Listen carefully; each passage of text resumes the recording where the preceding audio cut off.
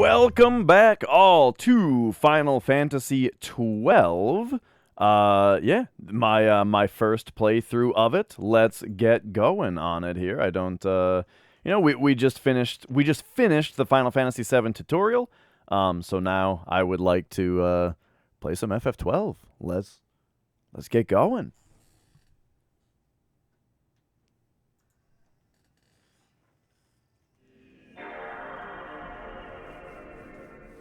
Gotta find my controller, actually. There it is. Oh, and plug my memory card in.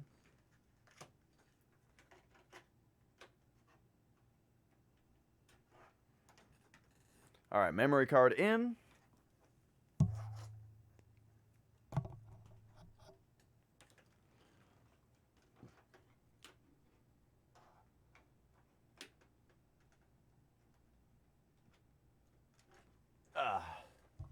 Alright, controller now in. And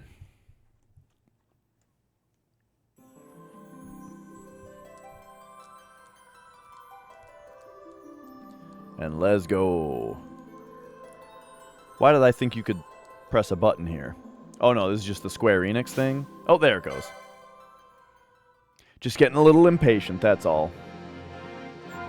This all looks a little blurry. I wonder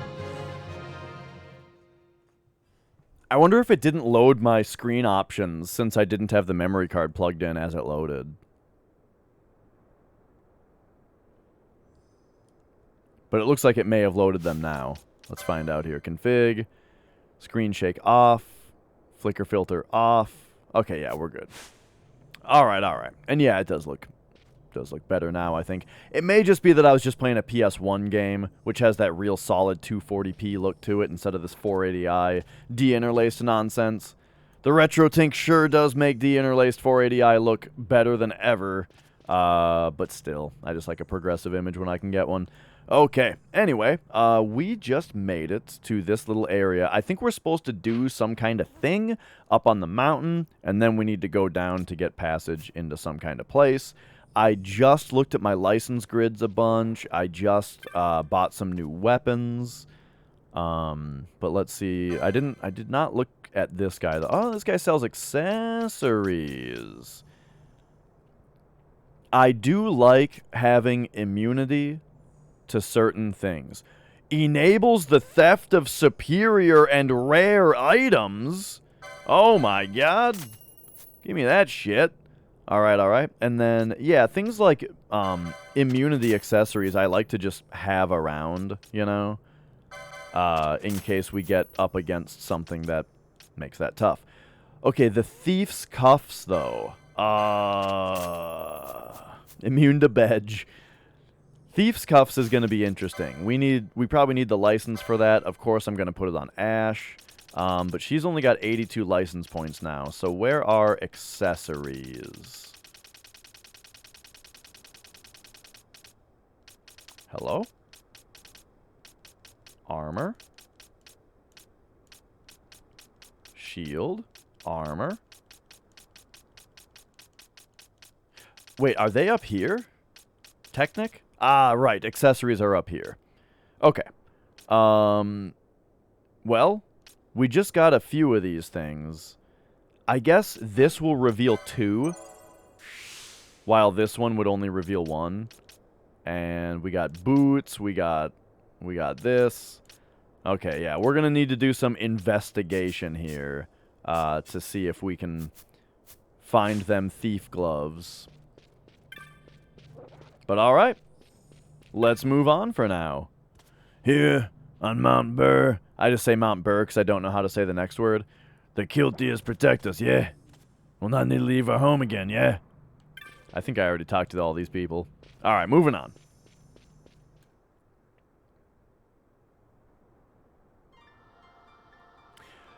Oh, yeah. You know what? I remember seeing the Twitch streamer Microfrog play a little bit of this game.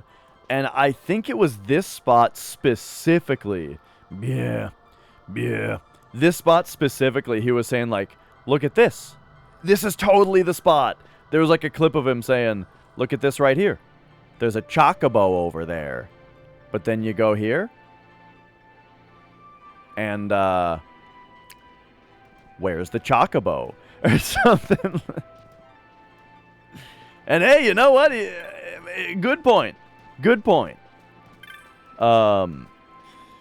This is not the best land upon which to make a living, but here we're safe from armies and fiends. That's enough. More than 10,000 souls find peace on Mount Burr. Our doors are open to all. The blessings of the gods be with you. Faram. I was set upon by fiends in Paraman and a rift. When the Kiltia saved me, I owe them my life. Me? I was born in Nebradia. My village was burned to the ground in the war 2 years ago, and I made my way here. I envy you, Dalmascan folk. Even an occupation's better than seeing your home and everything you loved reduced to a pile of ashes.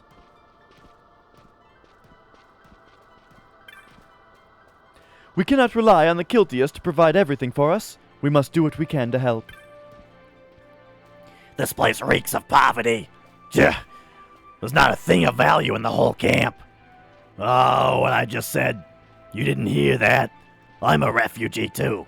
If they kick me out of here, I've no place to go. You know, then pipe the fuck down.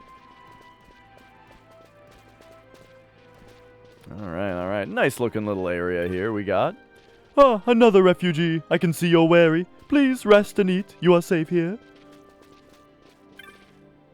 Hey, they say, Grand Kiltias Anastasis can silence a king or even an emperor with a single withering glare.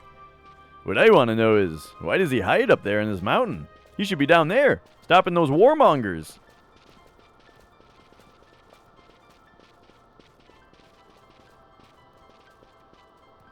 What's going on here? Oh, like a big skull? Okay.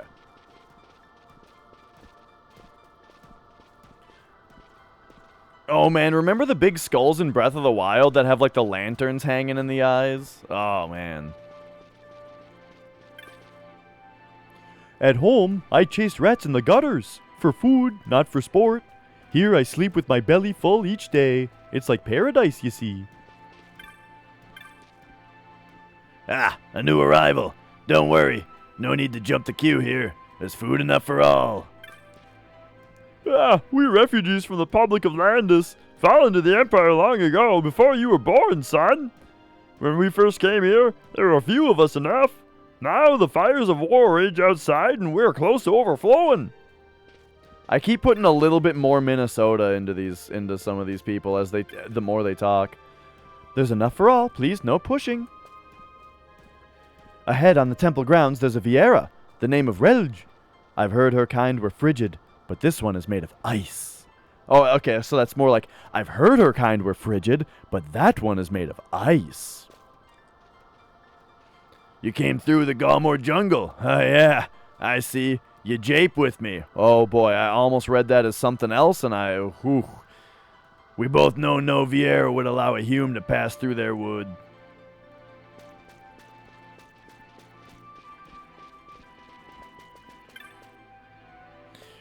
See how many tents are there? There's more every day. I'm thinking to leave this place. The more people come, the less space there is for all. Up there in the temple grounds. Never been myself. They don't feed you up there. Ah, a pilgrim. The temple grounds are ahead. The light shine upon your path, Faram. All these people with their Farams and whatnot. Okay, we really need some license points on Ash now to get these fucking gloves equipped. Ooh, FMV.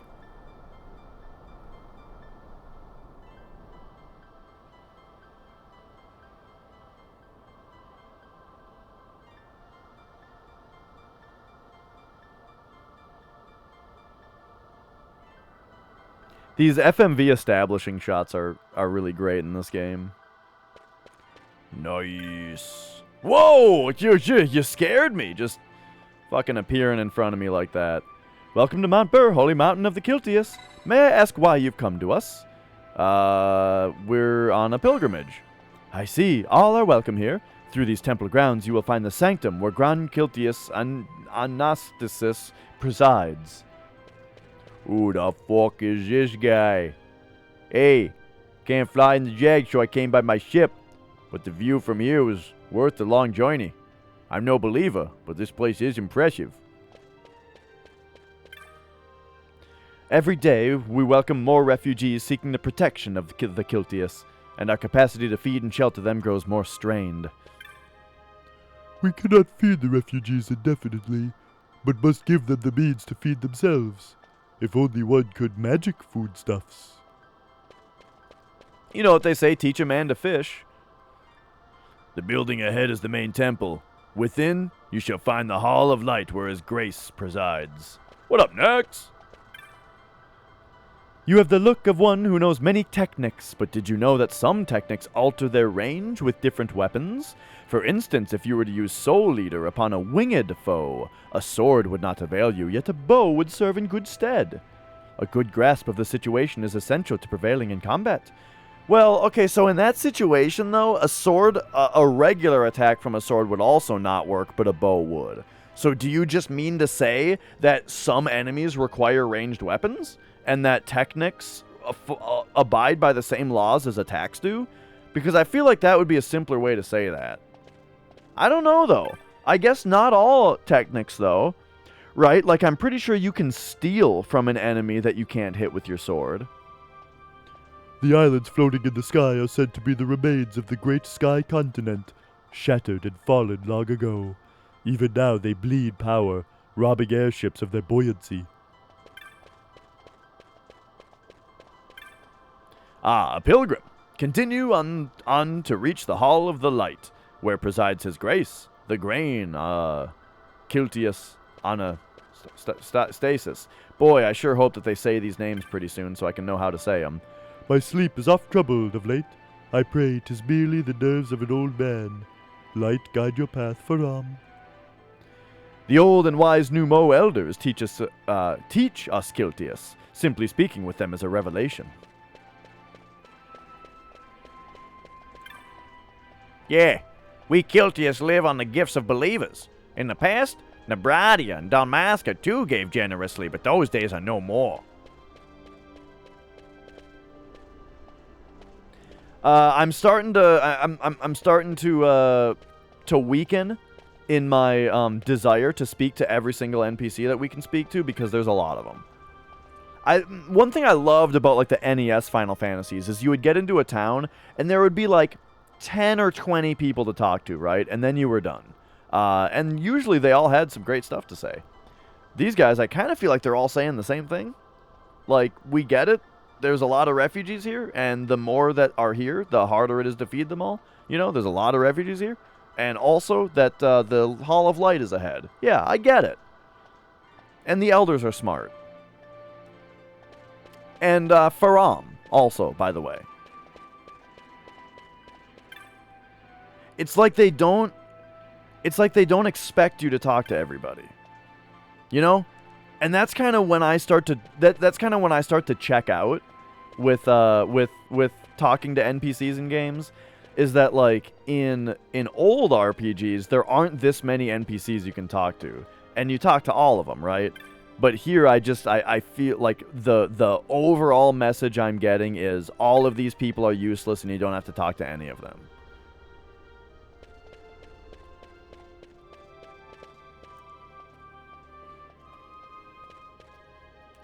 Oh, here's her, though. Alone, leave me alone. The hearts of Humes are weak. I dare not grow close to them, lest mine grow weak as well. Boy, she sure is an ice-cold bitch. They weren't lying. Up the steps, you'll find the Hall of Light. Great! Ah, you are Lord Lars's party, yes? The Grand Kiltius awaits within. Okay, yeah, got it. You know what I mean? It's like they expected us to talk to 2 people and get all the information, you know? It's a minor thing, but you know, it makes you check out after a little while. What up, Gilmaro? His Grace waits ahead. He sure does.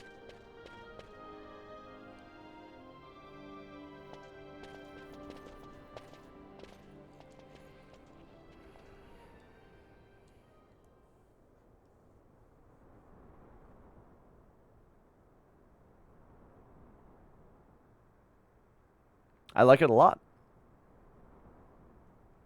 Is he sleeping? No, my child. Whoa. I do not sleep.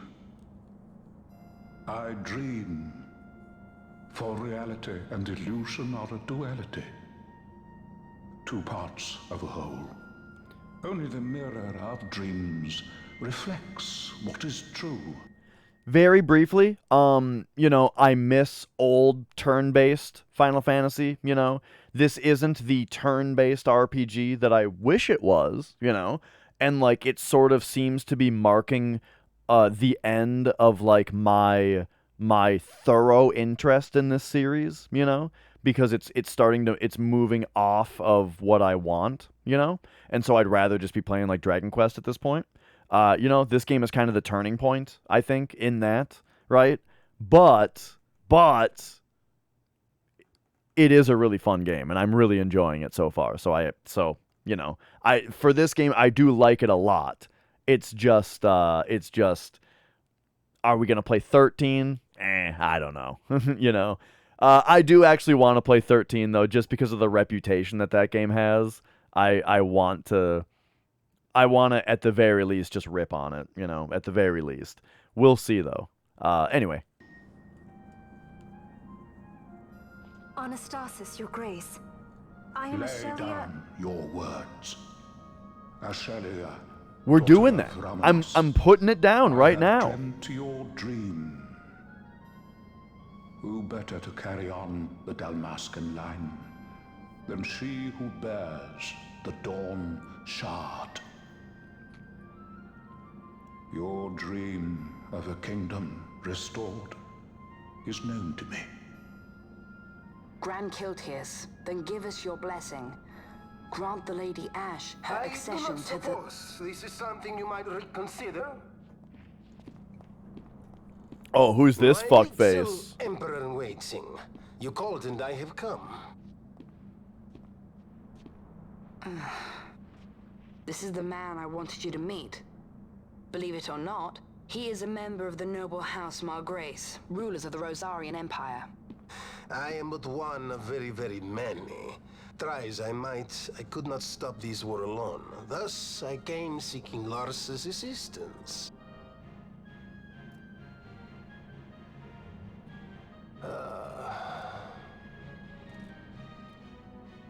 Alcide Margrace at your service. To think I stand This before game's the got Lady two Ash, Cids in it? It is truly an honor. I see it is true after all. Stunning is Dalmasca's desert bloom.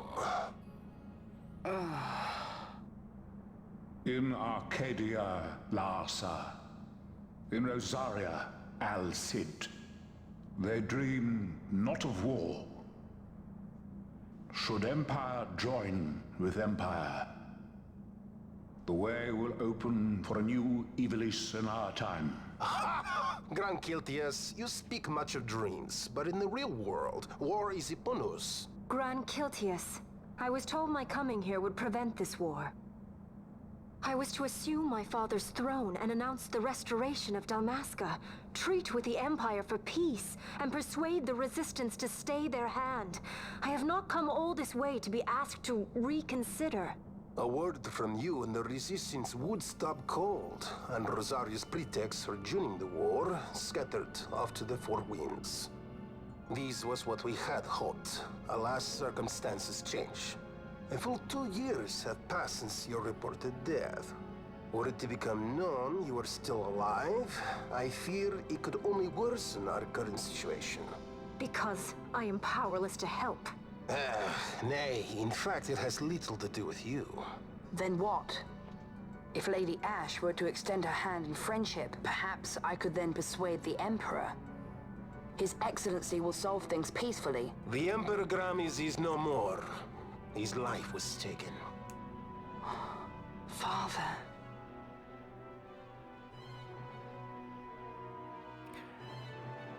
Am I an idiot? Because I don't remember this happening. Either I'm an idiot, or this is like a bomb that's being dropped right now, or he's lying. Because I don't remember the Empire dying. But maybe this is the death right now. Maybe the judges are going... Okay, here we go. The Senate will not stand for this. A viper amongst our senators? With Chairman Gregoroth as its head. With what dignity remained him, he confessed to the poisoning and passed his own A sentence. viper with many tails. Much of the Senate is culpable. We had no choice but to strip the Senate of authority and assign powers of autocracy to myself. That guy's until mic such was time as peaking. order- Spare me your lies! I see the serpent coiled here before me! Trace, you speak too freely. Zargabath!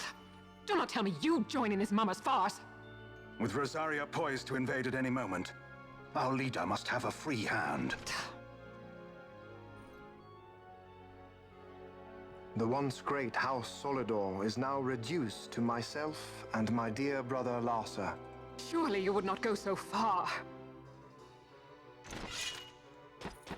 Vain Solidor! As Judge Magister and upholder of the law, I hereby place you under arrest. You misunderstand. Vane did not make himself autocrat. It was the very Ministry of Law which you serve. Do you see it now, Drace? When you bared your sword at His Excellency, you bared your sword at the law. You wear the mama's motley well, Bergen.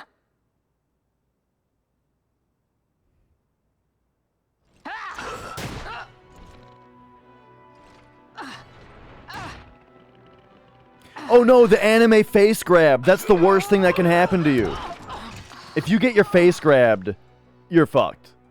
I don't know if you guys have noticed this before. Such strength. Inhuman.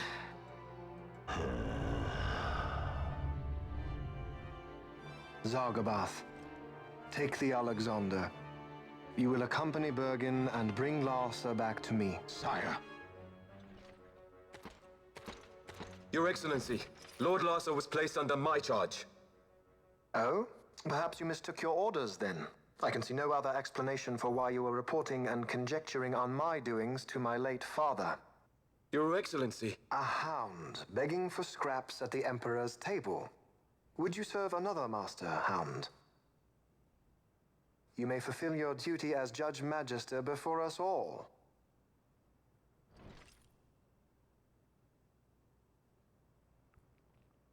She has been tried and found guilty. Your Excellency, I beg you reconsider.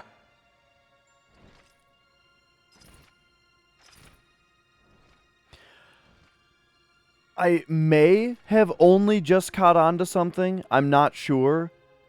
Don't confirm this if you know.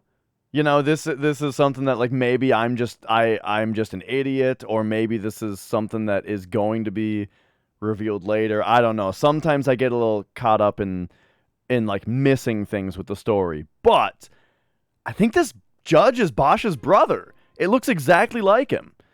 And they say, you know, Bosch has like a twin brother, right? And that was the whole thing with the murder of the guy, and it wasn't me, it was my twin brother.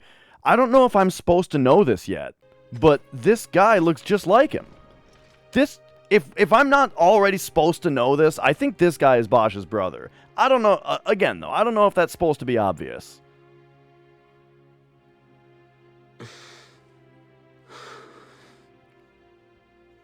Do it.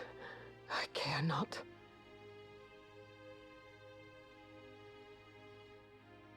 Live, Gabranth. Protect the young lord. Protect Larsa.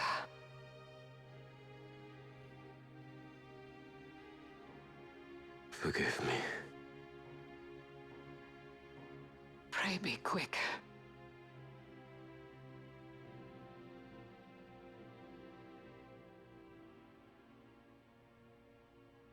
What up, Popo?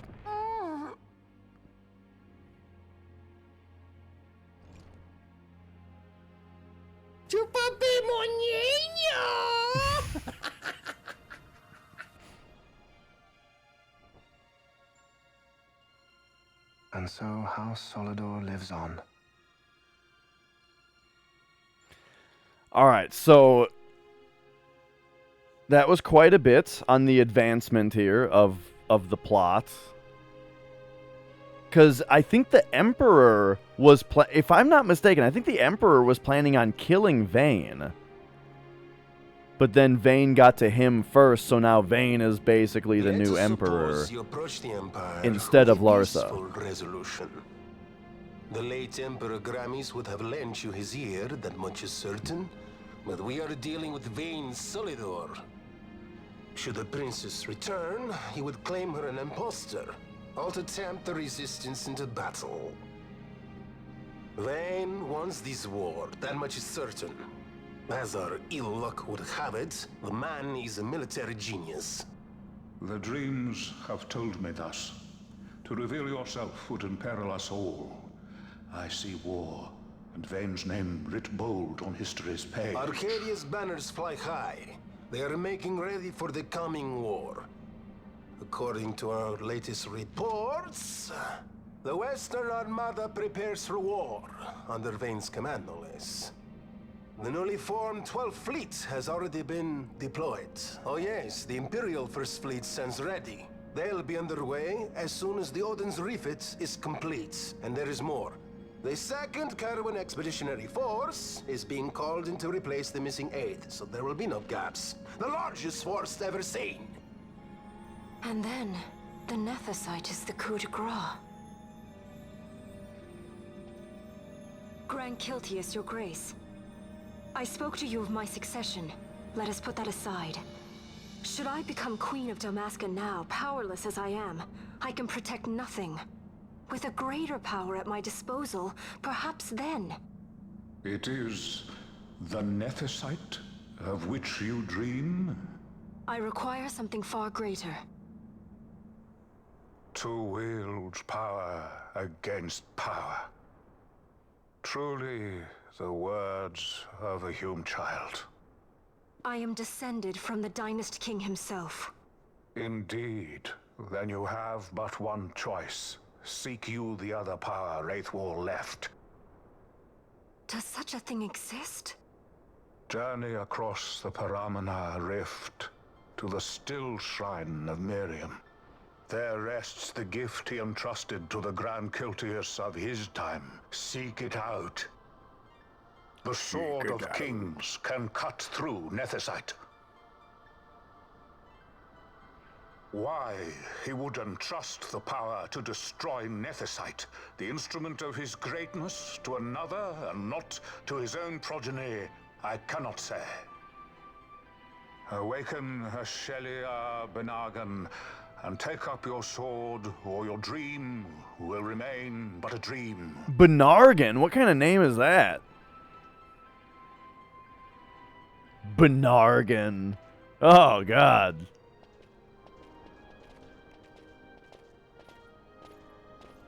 My dream too fades into day. This guy's voice is really familiar. Alright, no more Larsa. I guess. I didn't really see anything in that cutscene of her leaving, unless she was planning on staying here the whole time or something. I don't know. But alright. We have direction. Except I gotta say, it was a little... It was a little quick, what he said. Let's see. The rift. I mean, we probably just have to go this way now. It's very convenient. It's very convenient that, you know, the place we have to go now is probably the place that was, you know, locked away a second ago. Or something. I don't know. That sentence kind of got away from me. But I think you guys get the idea.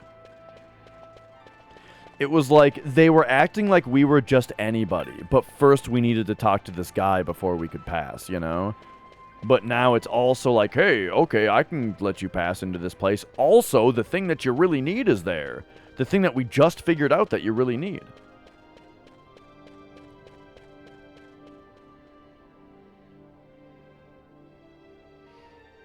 Have you been playing Xenoblade, Kit Kat?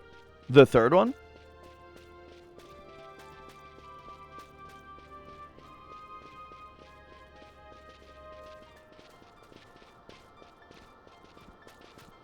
This game has made me think about Xenoblade a lot.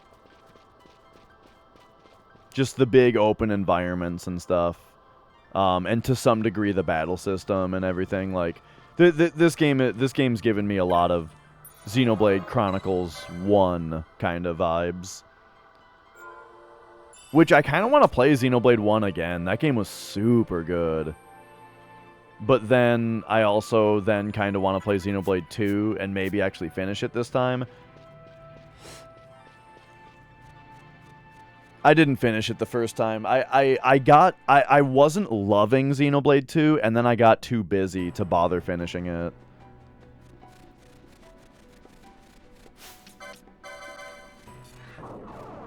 Alright, here we go. Back out here into the super great music of the snow area.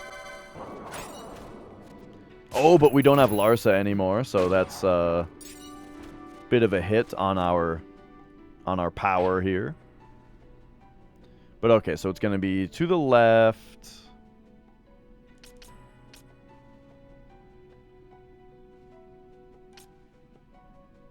Yeah.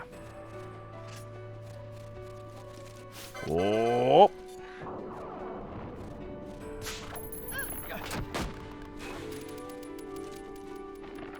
Ah, nice. The slow missed us. And alright. So what's got Xenoblade on your brain then, Kit Kat?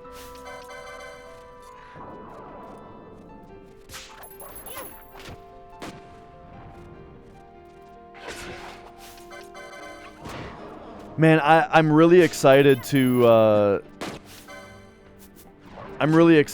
have that tutorial done now. So now I need to find those two. There's two sections that I had been forgetting to record. So I just got to remember to. Oh, so this reminds you of something from Xenoblade Chronicles 1. Yeah, I haven't played it in a long time, so I really don't remember, like, any of the specific areas or anything. Except for, I mean, I remember them a little bit, or, like, if I was playing the game again, I would see them and remember them, you know. But by name, I don't remember them. I remember there was one place where there was, like, the environment, like, glowed at nighttime, and it looked really cool.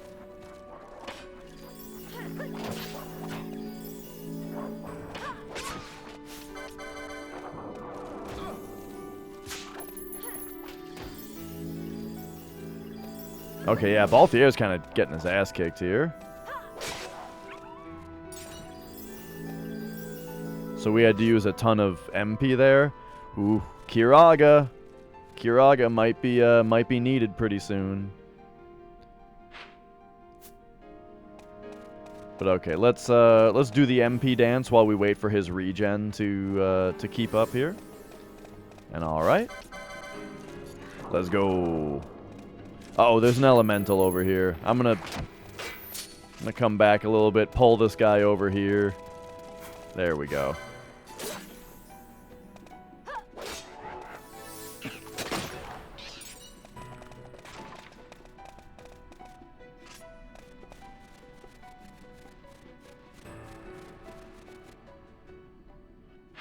I feel like there's a really specific game song that this song reminds me of, but I can't think of it.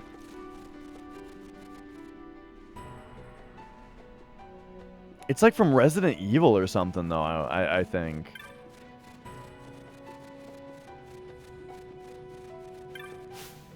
Whoop. Whoop.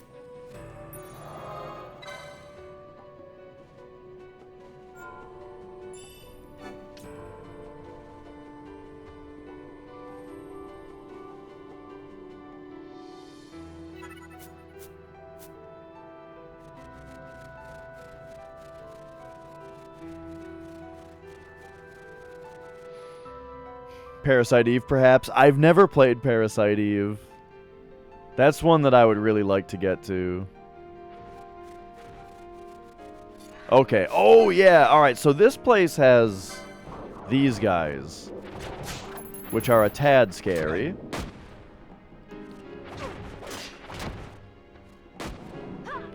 But it looks like they're not too bad. I think I should probably just get a protect on Ash here and we'll be fine.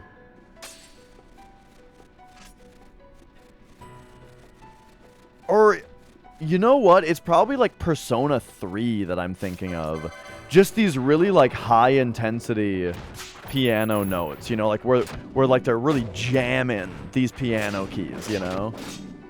Ooh, nice 3 hits.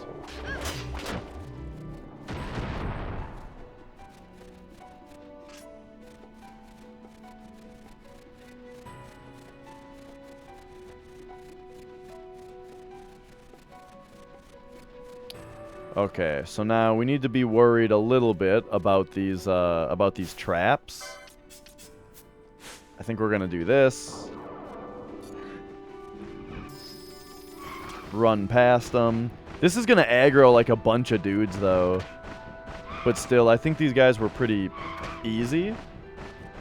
So there we go. We got back out here. Whoops. Now let's get them back out here. All right.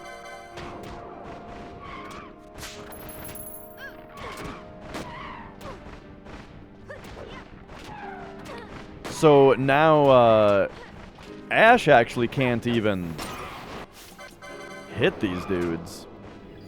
Which is kind of why I'm preferring to still use Balthier and Fran.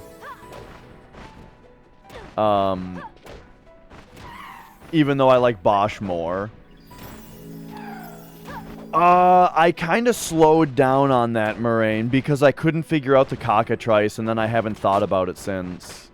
Because we've been getting caught up in the plot, you know. But, I definitely should go back to that.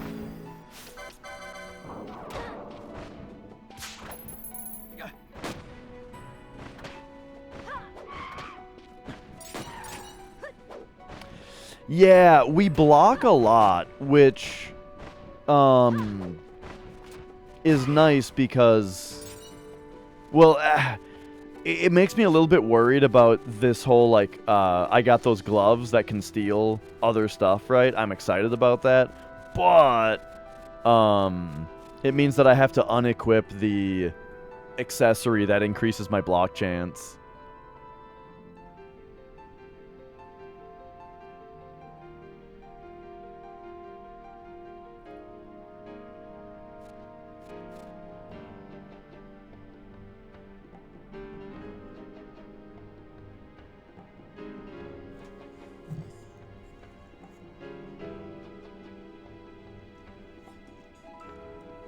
In the reflection of my TV, I can see the back of my computer, and I was surprised to see the LAN port lighten up even though the computer's off. That's something that I feel like started with Windows 10. Like with Windows 7, when I turned my computer off, it turned off. And like the USB devices that were plugged into it would also turn off. But I've noticed ever since installing Windows 10 that, like, my capture card, for example, never turns off. Unless I, like, actually power down the power supply of my computer. And I think that that's weird. It also makes my webcam retain its settings a little bit better, though, I think. Like, I think there might have also been a thing before, when this wasn't the case. Oh, remember the, remember this?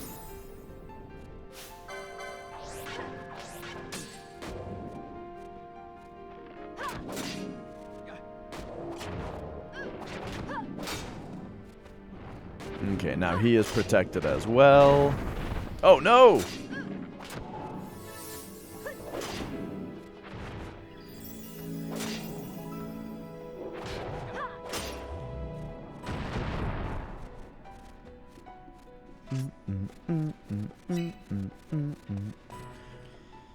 Okay, oh,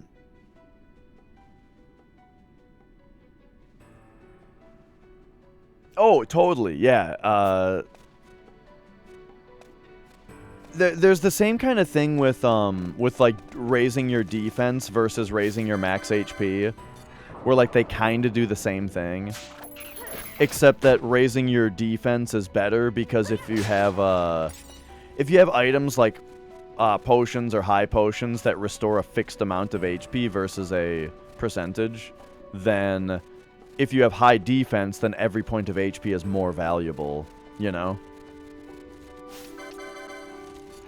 But some games just have percentage-based healing anyway, so it doesn't matter.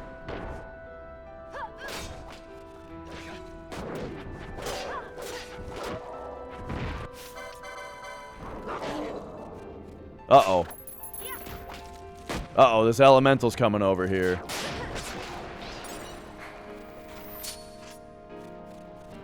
I'm not interested.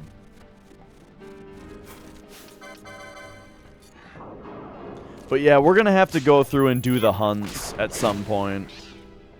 Right now, I think I'm super over-leveled for a few of them, probably. Because I haven't touched them in a while.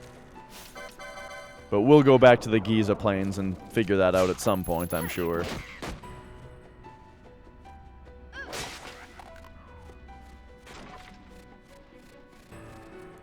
Okay, I think that is everything. Yes.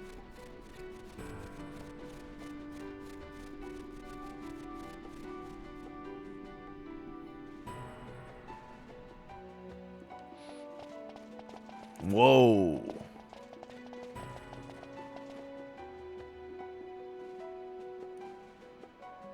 Very nice.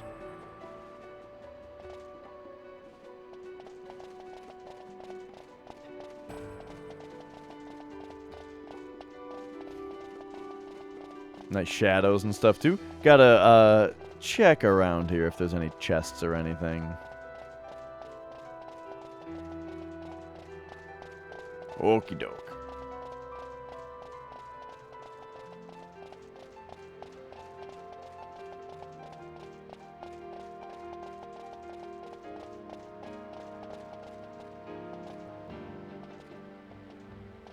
Yeah, that's what I was saying, easy peasy. I was saying these really strong piano notes, you know, really reminds me of like the save room themes in Resident Evil.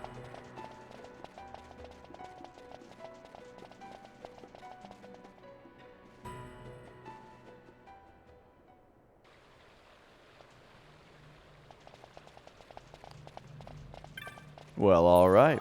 You know, with one of these teleport crystals, we could actually just go teleport over and see if we could do the side quests right now.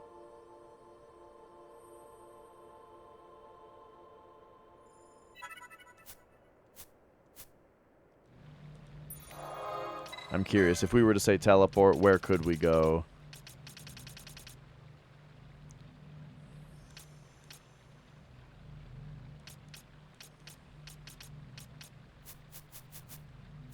Yo, Tim. I am still enjoying the game quite a bit here. Ooh, look at those reflections. Oh, reflections. So this game probably does reflections the way that games tended to at this time, which is that the floor is actually just slightly transparent, and there's just a upside down building underneath it.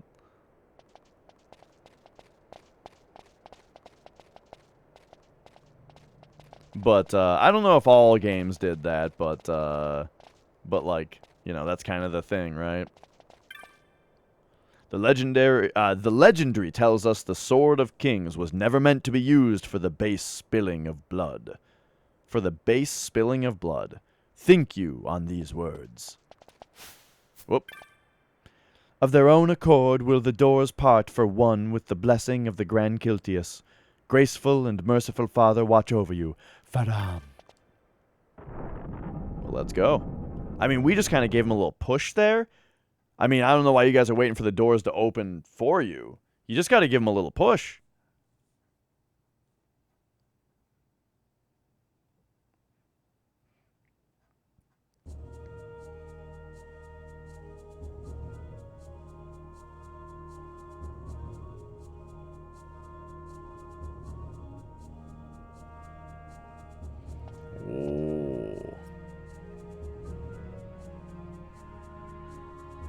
Well, alright.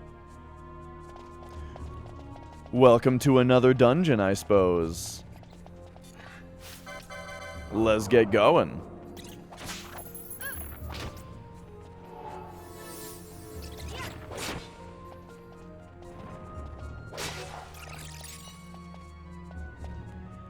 And you know, since we're gonna be in here a lot, I sort of feel like a gambit for protect would be useful, you know? Just keep the protect up.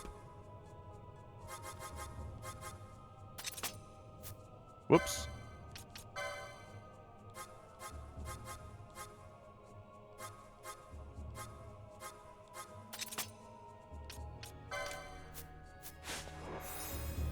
Oh. Sounds good. Sounds good, Scorp. We'll see you next time. Is this locked? The words have been left by King Wraithwall. In time of strife, the treaty seeker, these doors to unbar. Okay. I feel like the word treaty seeker there is a little specific.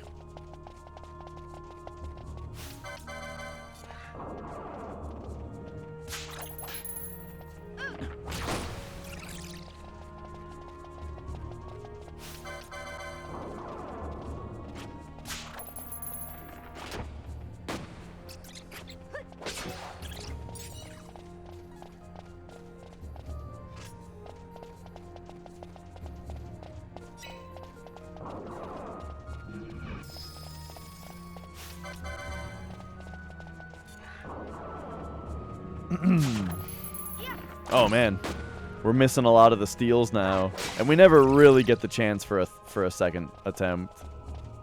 It looks like right there, I guess I could have gotten another try. Oh, another one of these, eh?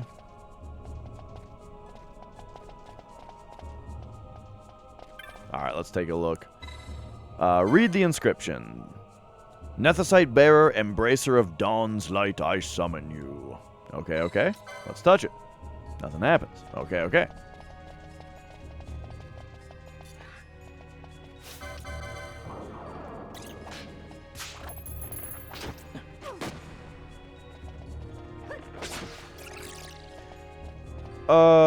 I've got an idea of what to do with that thing, by the way. Like, maybe I'm just gonna make sure that it's not something super simple, where there's just a different thing I'm supposed to do real quick, you know? Just gonna take a look around here. But, I've also got an idea of what else to be doing. But hey, look at this. This might just be the simpler thing. Alright. Relic held, this pedestal embrace. Yeah, see, so this one will probably also do nothing, right? Yes. So, we have to, like, equip the things, I'm guessing. You know, we have Nethicite, we have another thing in our inventory. We probably just have to equip those first. Zombies?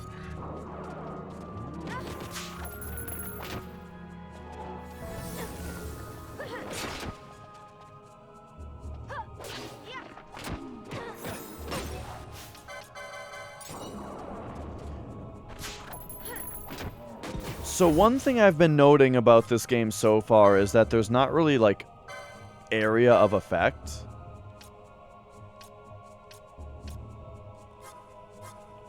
Oh, but this hits both the enemies. Let's do this.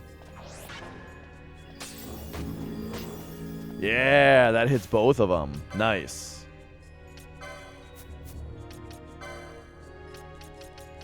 Now let's eye drop ourselves.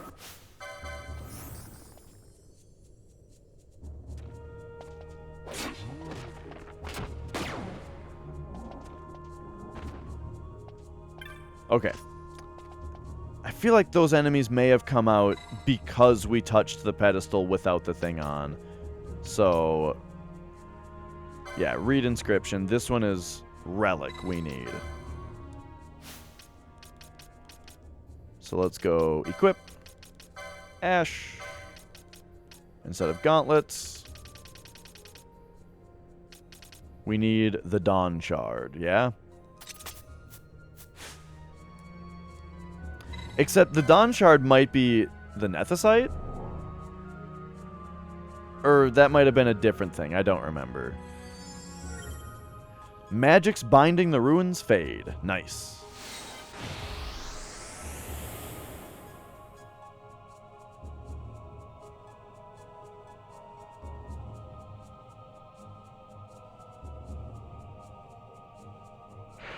That's a neat thing, you know, having to have a certain accessory, or, you know, having to have the story accessory on to operate the device. I like that.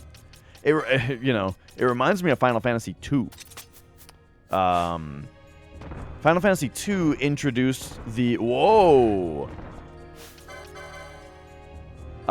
Introduced the ability to... Oh, it has nothing to steal. It introduced the ability to, like, open the item menu at any time.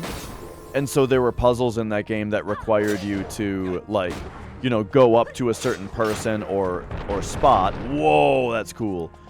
Go up to a spot and open your item menu and use, like, a potion or something, you know, or a key item. And that was really neat. That was really neat for the game's puzzle solving, you know, having there actually be like items you had to use. Okay, I'm MP dancing a little bit here for Ash, but I don't think we really need to. We're just worried about when her protect runs out. That's a lot of dudes. Do we got to do like a MMO pull here? I don't know. What if we, you know, what if we shoot this one? Just shoot him real quick. You don't gotta run all the way over there. Alright, there we go. Pull him, pull him. Oh, no. Okay, they're all coming over here. Alright, fine. Oh, God, and they're gonna kick Balthier's ass. Oh, God, they're all gonna kill Balthier. Okay, there we go, there we go. They're all on Ash now. Get this one because he's on Fran.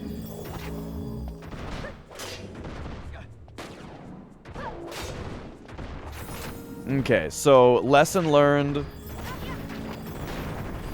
The proper... Oh, God. The proper way is to just run in there with Ash. That's, I think that's what we're actually supposed to do. So let's you do this, you Phoenix down Fran. Okay, there we go. And then Fran's working on Akira. There we go. And then why don't you also just high potion yourself?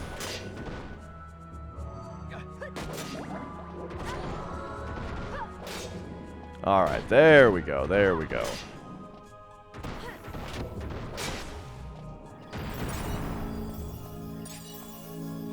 Okay.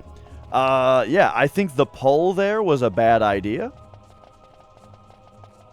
Now we know. Now we got to do a little bit of MP dance to... Oh, wait a second, we're getting chased. Whoa! Okay, I wasn't expecting that.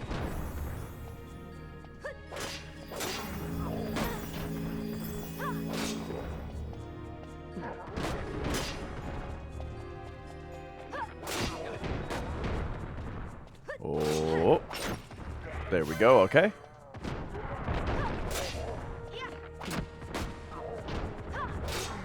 Man, this place is great so far.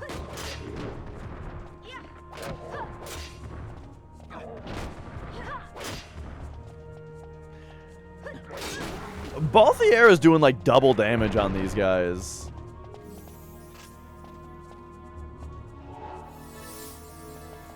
Alright, there we go. Let's get a little bit of MP back. Balthier also has all of his MP back. Does he have better MP regen than the other two characters? Like, I wonder if we go to licenses, if he's got, like... You know, is he rocking, like,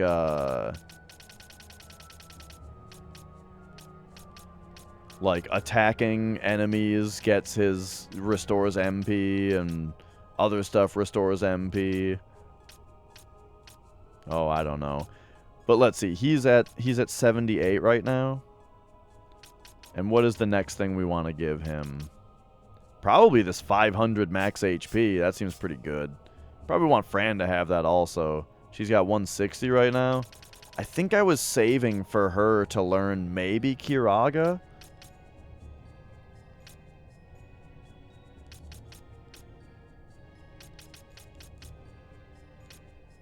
I don't know. I think more HP is very good. So she can have 200 right there. And then Balthier already has that 200, and then they can both learn this. But then, yeah, she should definitely have Kiraga as well if we're doing this. So you know what? Learn it right now.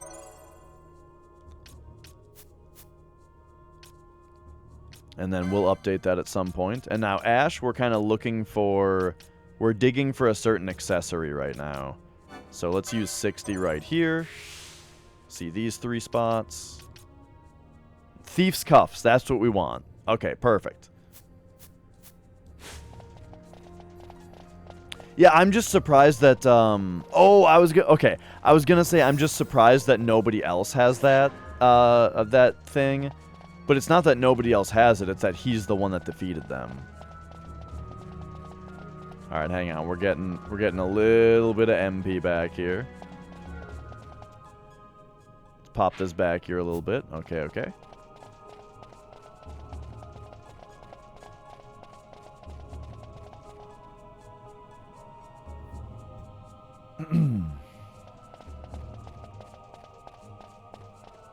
But man, I feel like Balthier does a ton of damage. We don't steal from these guys. I think they've got nothing to steal. Yeah, he does like double the damage that they do.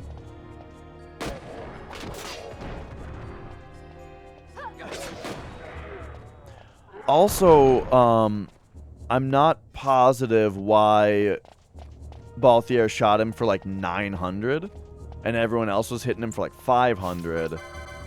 And then a moment later, we were all hitting him for less than half that. I wonder if this enemy's got a thing where like there's a like a directional mechanic. I don't know though. Or it just casts Protect on itself. Something like that might have happened. I don't remember that, though. But, you know, I'm just thinking out loud. Pretty sure, like, all the... Yeah, okay, all of these statues have nothing to steal. That makes perfect sense.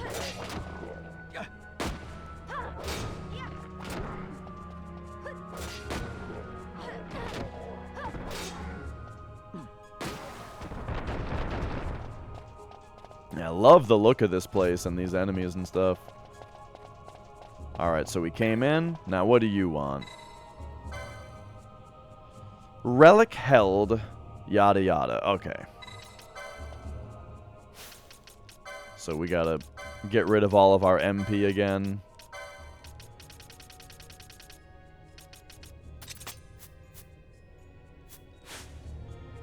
Also, if I may, let's inventory... accessories. Give me a sort on these, please. So Dawn Charge should be at the bottom now, probably. Yep. Okay, great. Oops.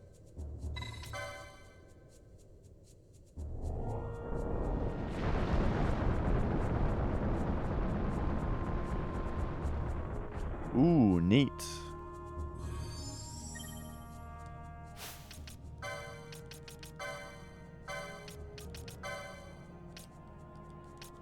Why is there no page down?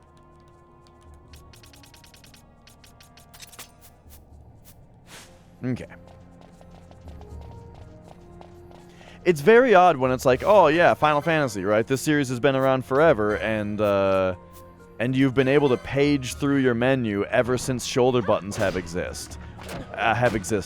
Why can't you in this one?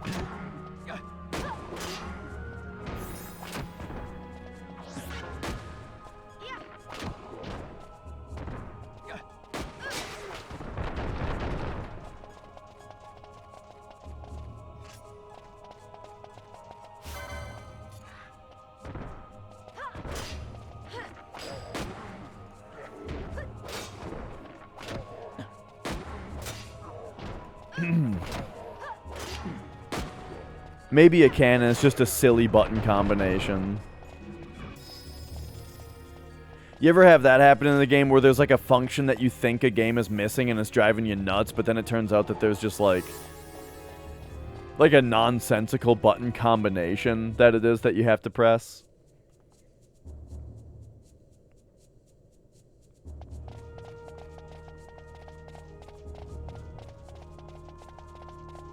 Like in Alien Trilogy for PlayStation, there's a look button, but it's not like look and D-pad. It's like, you know, because that's a PlayStation first-person shooter, right? And so generally you can't look up and down. It's like Doom, you know? But there is a button. There is L2 is listed as the look button, but if you hold L2, it's not like up and down on the D-pad that you use to look up and down. It's like L2, circle, and triangle are like so the D-pad still moves you. It's so weird. It's triangle, up, down in this game, is it? Is that what it is? Let me find. Look. Oh my god! It's that again! You hold triangle and it's up and down. What the fuck? R1 and L1 are right here, dude. That's so funny. Oh, God. There you go. That's exactly what it is. Green save crystal. What's this? A save crystal, but... Oh! They got me with it.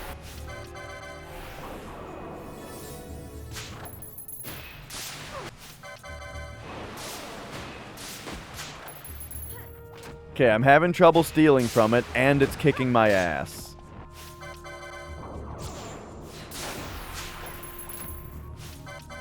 Bro.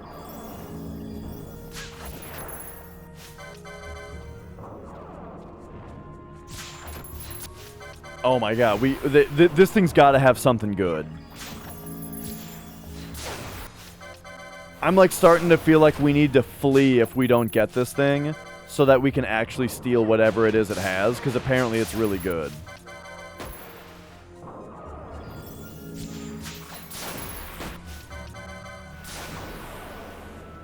But nah, this thing probably just respawns, right? Probably.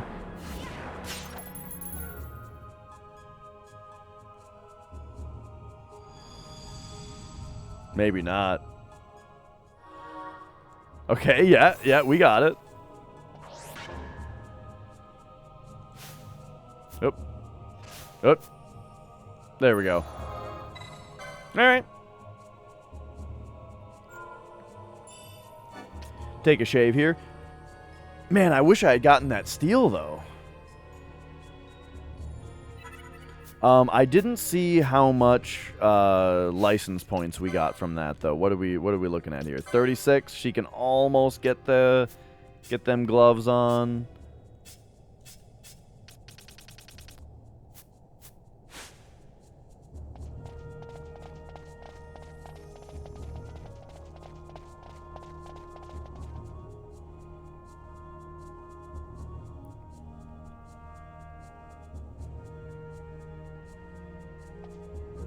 Alright. Let's learn from last time. There's no pulling. We just need to make sure Ash gets aggro. Let's go.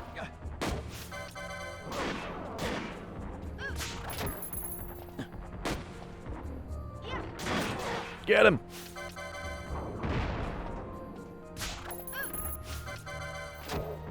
These guys look like a Dark Souls 2 enemy or something. I don't know why. I look at these guys and I immediately just think Dark Souls 2.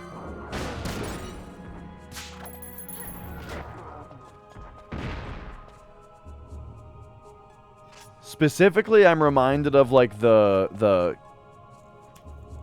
Ferris area. You know, where like where you can use all the lockstones. It probably looks nothing like those enemies. It's just like the first thing that came to mind. Oh, wait. These guys don't have anything.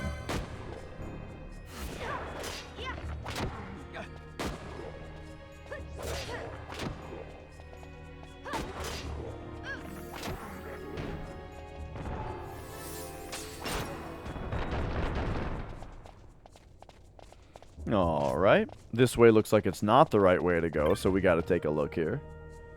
Yes, yes.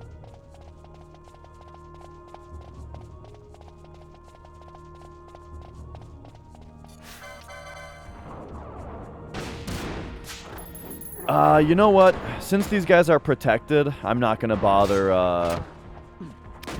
stealing from them. I feel like we gotta take them out a little faster than that. Hey, Balthier leveled up. Nice. This is the first time that I've actually noticed that level ups are in the combat log. I usually just see the level up, and so I don't look at it, you know? And then it gets replaced by what item we got. Okay, this looks like some shit. So let's, real quick, let's do a green magic, shell self, green magic, shell self,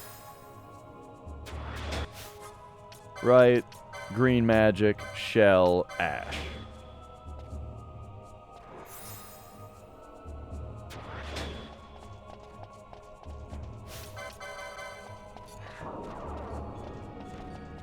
Oh. You know, I'm also thinking I should probably have haste. I feel like I should have haste by now. Darkmare. And then what? This thing's level 31. 14,000 HP. Okay, okay.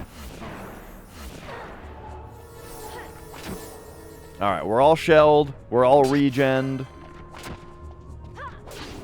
Let's kick this thing's ass. It's weak to holy. I don't think anyone has holy at this point, but we're just going to kick its ass.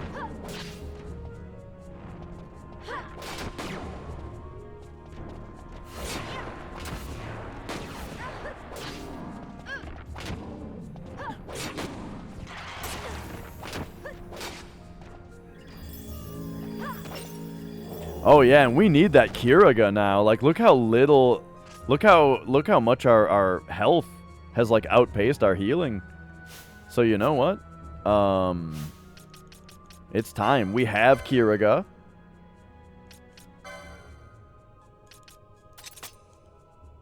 I'm doing it. There we go. Should it still be 50%? Probably. Balthier only has Kira. I mean, maybe we give him... Wait, why can't he do it? Oh, because he doesn't have the license. Right, only she has it. This is probably fine. Maybe we have this be 40?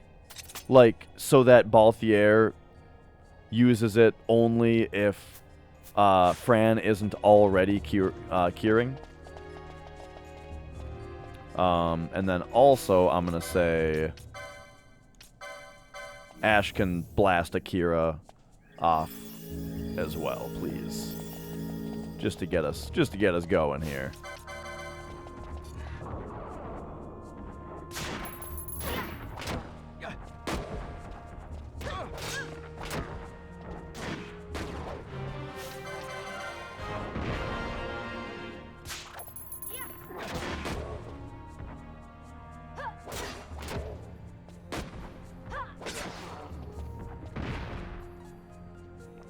Oh, and you know what? I actually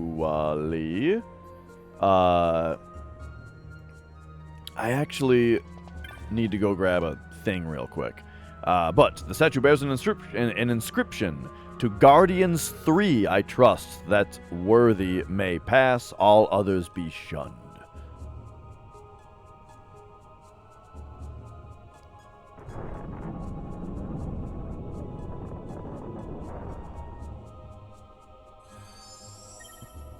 Nice.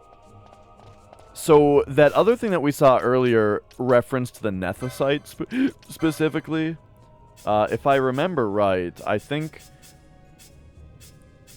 we don't have the Nethicite anymore.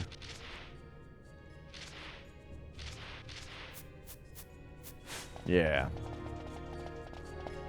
So that's interesting. That might be something actually to, like, write down, that we need to come back here once we have that. Either that or the Dusk Shard itself might be Nethicite. I don't remember exactly. I don't think so, though. Or, like, I don't think that they would word it differently if that were the case. So, Waystone? Give it to me. Let's go. Hang on, there's this... I think it's a moth.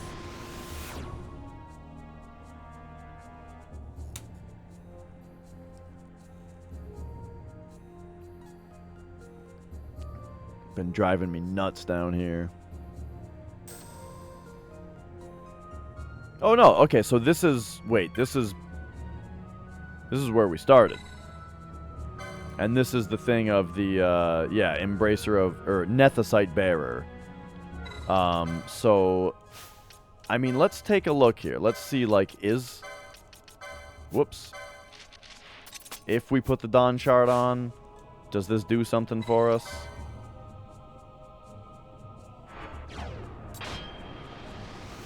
I'm not sure if we even need the Dawn Shard.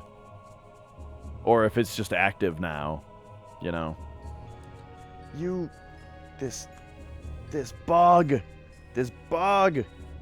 Oh my god, it's driving me nuts. It's bugging me.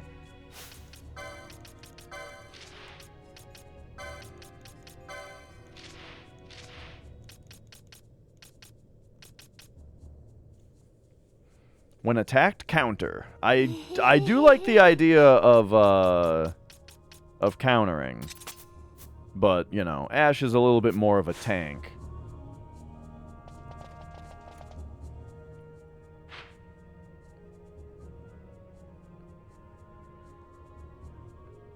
Okay. I mean, real quick, did I not go all the way over here?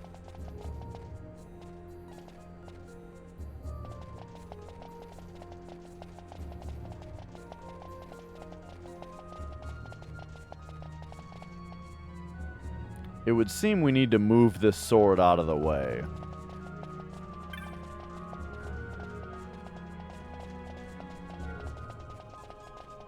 So real quick, I'm going to read this inscription again. So you're telling me, to Guardians 3, that the worthy may pass, all others be shunned. Does this mean that we're not supposed to have Balthier and Fran, and we're supposed to have, like, Bosch and Vaughn or something stupid?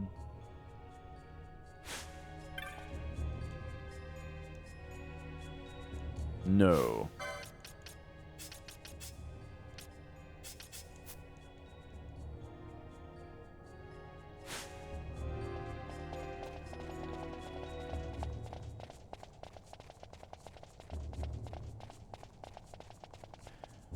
Well, this is interesting, actually. So what this did is it's presenting me with perhaps a puzzle, right? About, like, who can get through here. And then it opened just, like, a shortcut back to the start. But my map is acting like the shortcut is, like, where we're supposed to go. So I'll take a look.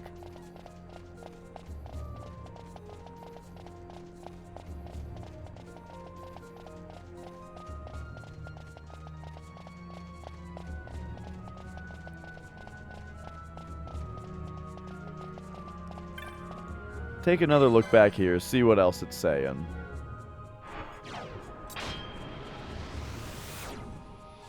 What up, mopey bloke? How could I ever be expected to do it without you guys? Okay, so if we look at the store, or at the... Yeah, so the Waystone is still... The Waystone is... Oh, you know what, though, actually? I just remembered I never went into... Did I never go into the doors in here? That might be a thing.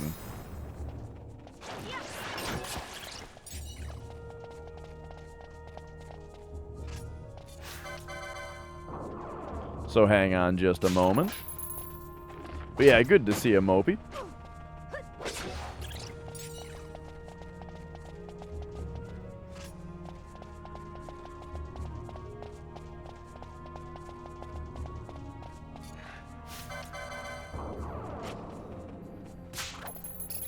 At least I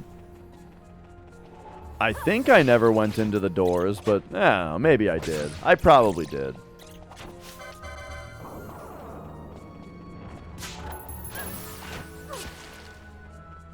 I also think I may have just been wrong about what my 3 party members should be. You know what I mean? People have restored the Play Online Guide website for Final Fantasy IX.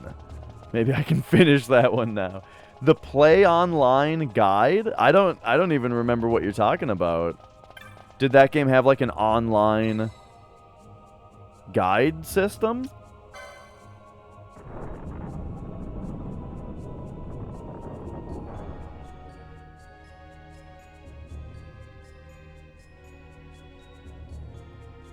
Because I've played through Final Fantasy IX, I just don't remember what you're talking about. Oh, okay, yeah, I never came in here. Okay, great.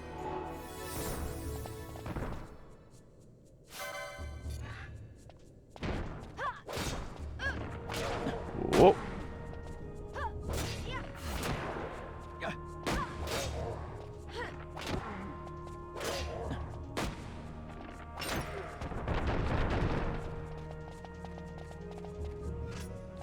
Alright, so we got big door here, but also I feel the need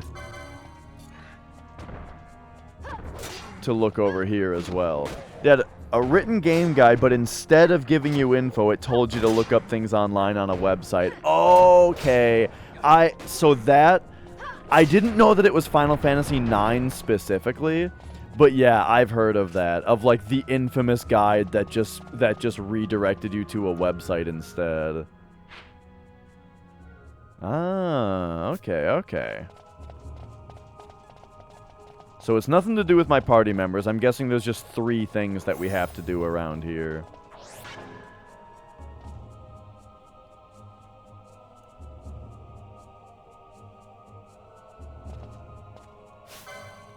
A balloon. Good old dungeon crawling. Another balloon. Oh, they're weak to water.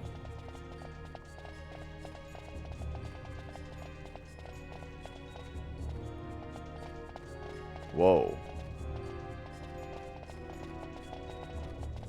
I'm just gonna try to, like, Metal Gear Solid past all these guys. But it turns out that we have to go up top. Oh, okay. Alright, this guy's coming at us.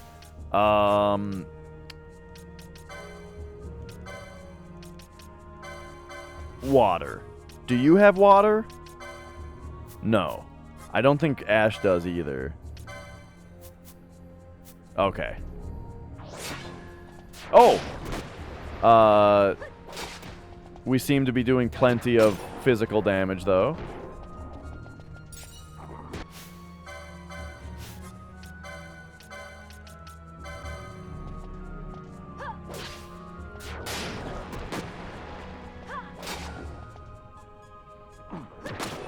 There we go. Yeah, it looks like a single water cast should get us by quickly enough.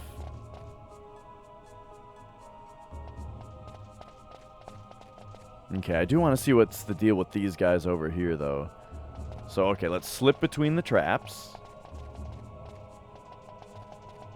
Alright, come over here. And what's these guys?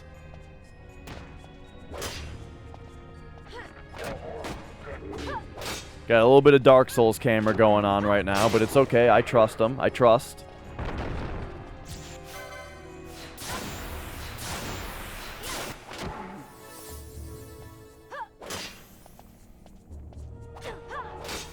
You have that guide. Oh, yeah?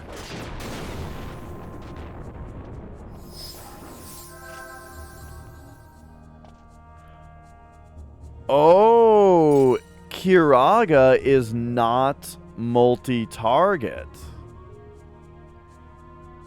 Interesting. I'm guessing Kiraja will be.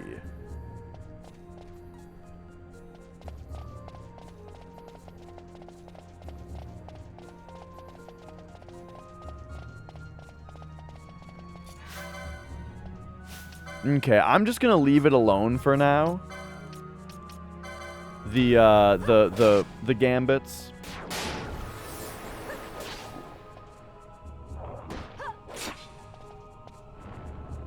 Oh, please, somebody get him. He's gonna blow!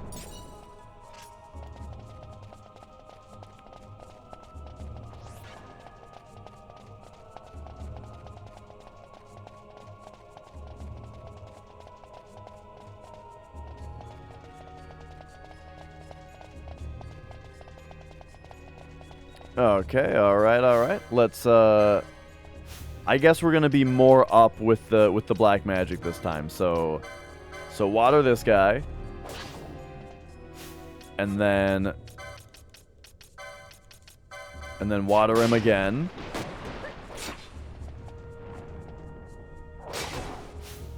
And then water this guy.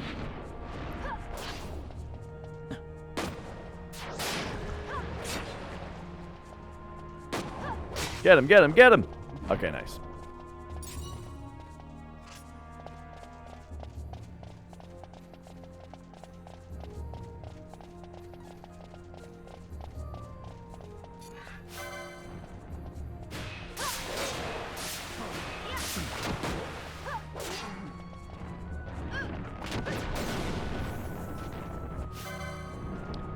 Okay, so self-destruct is always a bit of a kick in the ass when it happens. But hey, we have Kiraga now for those situations. I haven't been stealing as much.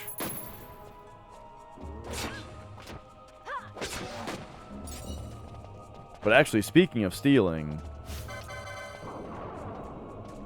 I can probably put those gloves on now. If we go licenses, Ash, yeah. Give her the thief's cuffs. Great, okay. And then we'll pop over to Fran, who we're waiting on.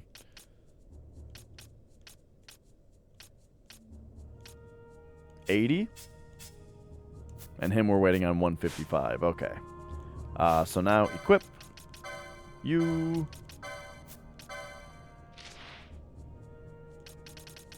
Thief's Cuffs enables the theft of superior and rare items. Excellent.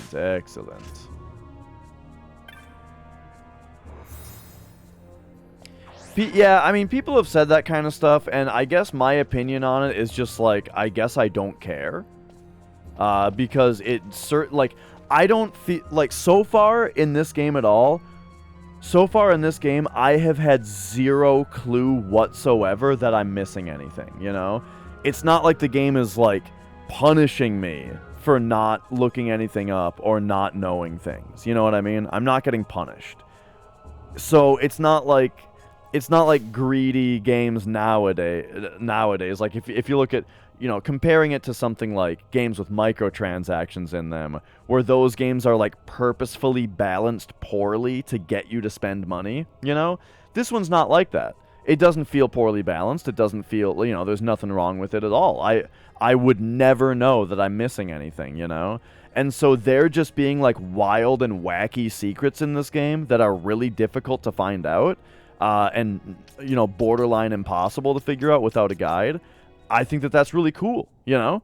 Because if the guide didn't exist, people would still find this stuff out, and they would talk to each other online, and, you know, everything would be figured out at some point. Alright, Guardians 3 face ye the blade, with Relic Bearer join. Okay, so, Relic Bearer? Oh, wait, okay, rotate the statue. Clockwise. And I imagine that's gonna open this up.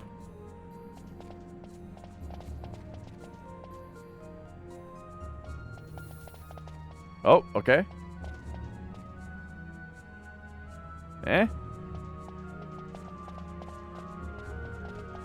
Wait, his eyeballs.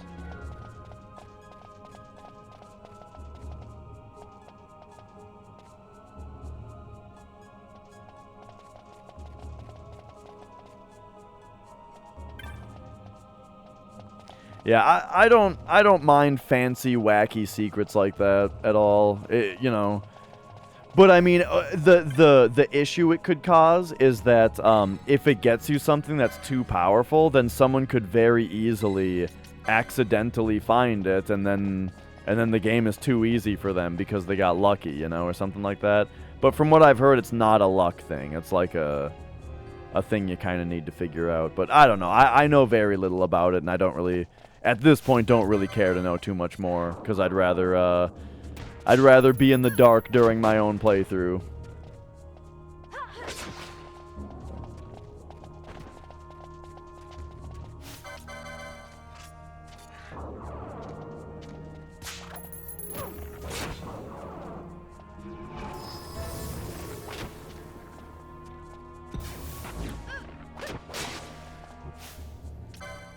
Let's see. We're gonna need to eye drop self. And these guys are going to just stand around until I start attacking. So I guess that's a reason to use the items with other characters.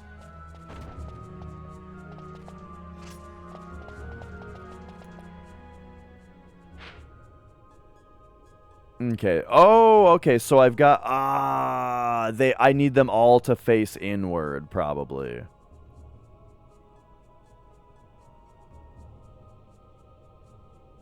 Or I need them all. Yeah, I don't know. I'm picking something up here though. This dungeon is cool.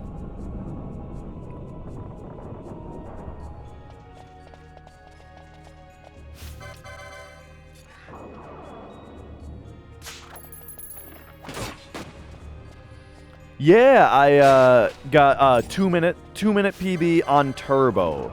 So it's like 13 seconds apart from my non-turbo PB now. It was still about 13 seconds slower than my non-turbo PB. But, I mean, we've got, like it's going, you know. 666 damage. Like, I think I'll... You know, as we get better here, I'll do better. And, you know, that's part of what I really liked about... Oh, stay away from the trap. That's part of what I really liked about doing that tutorial is I feel like now that I've done the tutorial, right? It's like I've gone through the game. I've gone through the entire game start to finish with a much finer tooth comb than I've ever done before. With some people in chat that had like extra pointers for me and that kind of stuff, and now, you know, I just feel I feel ever closer. World record for just like in general, not necessarily turbo. So Zeal actually just improved his own record by like 5 minutes from where it used to be, 4 minutes from where it used to be. So 6:33 is the record now, and my best is 6:43. Turbo record though, I'm less than a minute behind it. Yeah, because it's 6:42:38, and my PB yesterday was like, I think it was like 6:43:35 or 25 or something like that. Less than a minute away. So I think I can, as long as Zeal doesn't do any more turbo and improve it, I think I can get the turbo record back.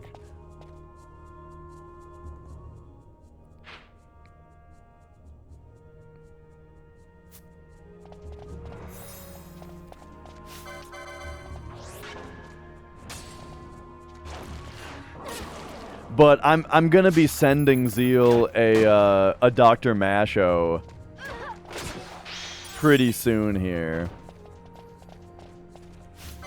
and he'll probably I think he said that he's gonna go for a better time once he has it. So I just need to hold out on him until I take the record, so I can have the spotlight for a little bit.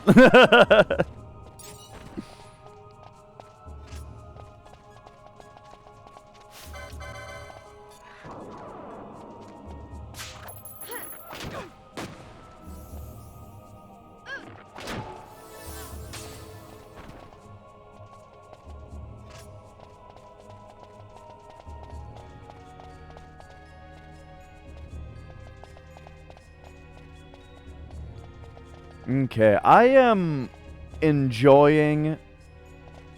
Oh yeah, put a... Oh dude, there is a, another unused flip-flop in the design, you know? We could make a modified one that wires in that next one so it only mashes... So it only mashes, Ugly gray hat. Are you taking a shot at his hat that he wears? I was gonna say,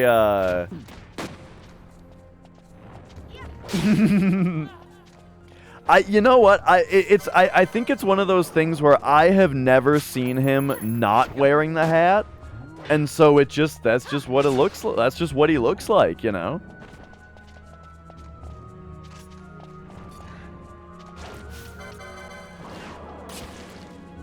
Do you think he might have talked about this before? He's probably given this information out at some point, but like, do you think he's bald under the hat? Because the only time that someone is ever that dedicated to wearing a hat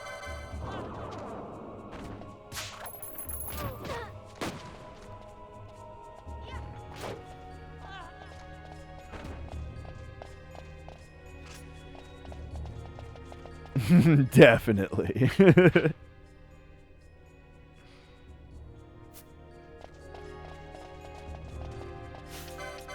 The gray one that's all long in the back? Okay, I guess I just don't even know what you're talking about then.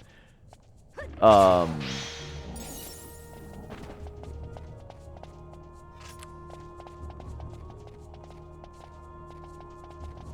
you talking about the...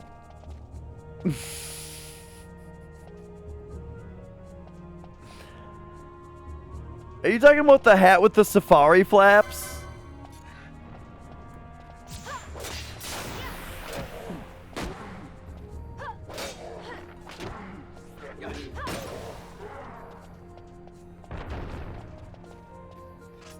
Okay, let's get these,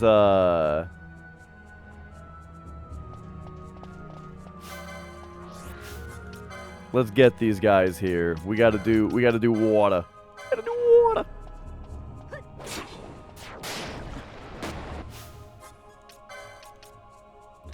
I don't think we have time to water this guy a second time before he self-destructs. Oh, but we didn't have to.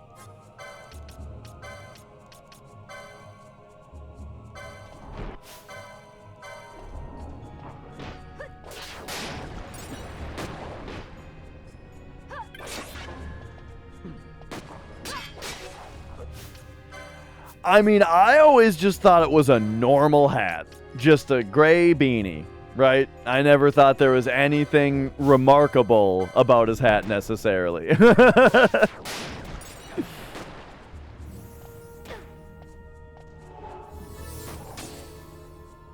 Oh, he's gonna self-destruct now because I had to spend time regenning. Okay, there we go. But anyway, what the hell got us talking about this? I was gonna say I could wire in the fourth flip-flop to make it mash at 7.5 mashes per second instead of 15.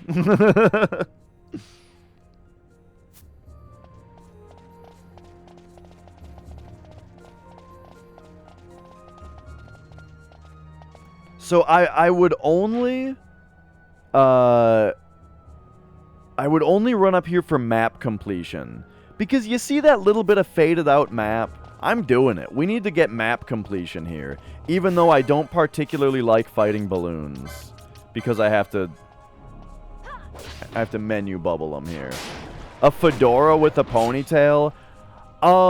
Yes. I have seen that. Oh,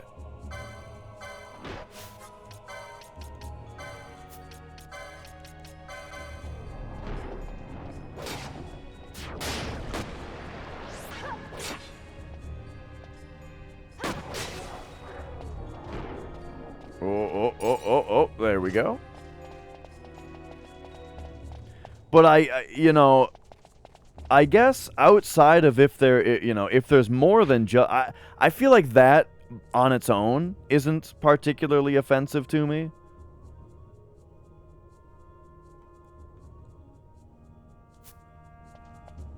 But like, I've usually seen it associated, right, yeah, I bet MD has done that, but I was gonna say, I feel like, okay, hang on, should we be pointing these guys inward all at themselves, or should we be pointing these guys at this guy? I'm not exactly sure. I'm going to try to just point them all inward at first. So this is going to be a counterclockwise rotation. Oh, I was going to say, yeah, I feel like the hats... So the eyes are glowing, which tells me that that's probably the correct thing to do. But yeah, ponytail and fedora on its own, I don't think sounds particularly offensive. But I've definitely seen it on somebody who it's not doing them any favors.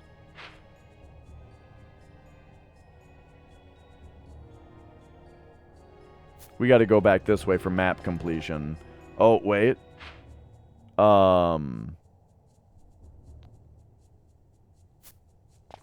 My old roommate was showing you some of his art, and it was a bunch of drawings of fedoras. What? Like just drawings of fedoras or people in fedoras?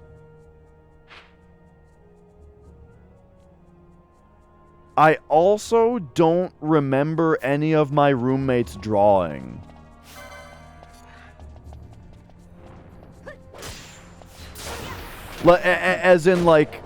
As in, I don't remember... Yeah, I don't recall, personally, I don't recall any of my roommates ever, like, drawing or showing me drawings or anything like that.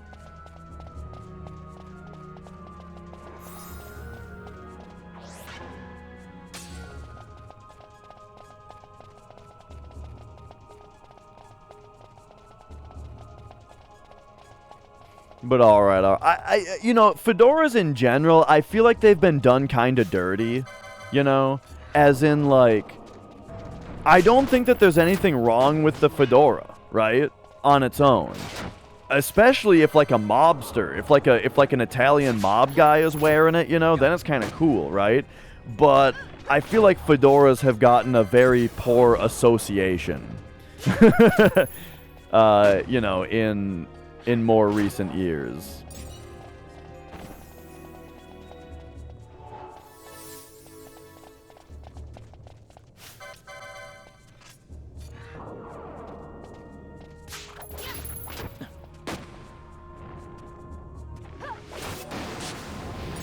Whoa!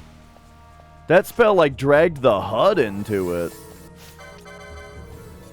Hipsters, and incels. In fact, I feel like the latter is what I more often see them associated with.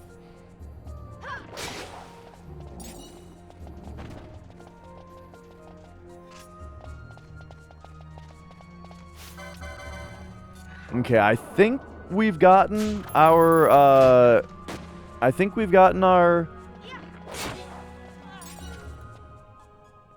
well, this is an RPG though, Scorf. We don't swing the sword ourselves. We merely offer the suggestion.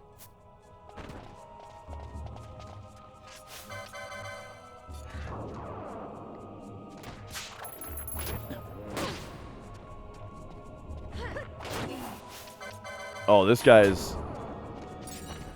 Oh, he was just casting Reflect on himself?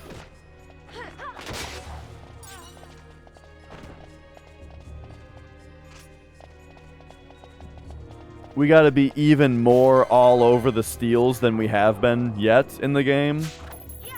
Because now we've got these thief gloves on that get us the... I hope that they also increase our chances of stealing.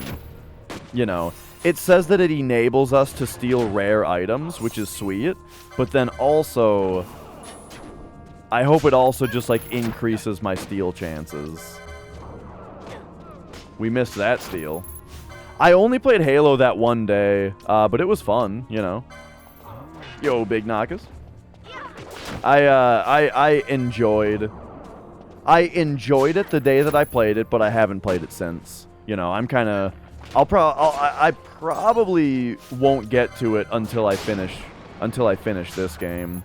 I think it was a little harder on the right hand, you know, because of like the analog stick business, and the trigger pulling and stuff. So I'm kind of purposefully giving it a bit of a you know, holding off for a minute. And yeah, today we finished the Final Fantasy VII speedrun tutorial. And now we're doing this for the rest of the day. I played it after like 18 hours. Yes, when I played it the one time, I was also very tired.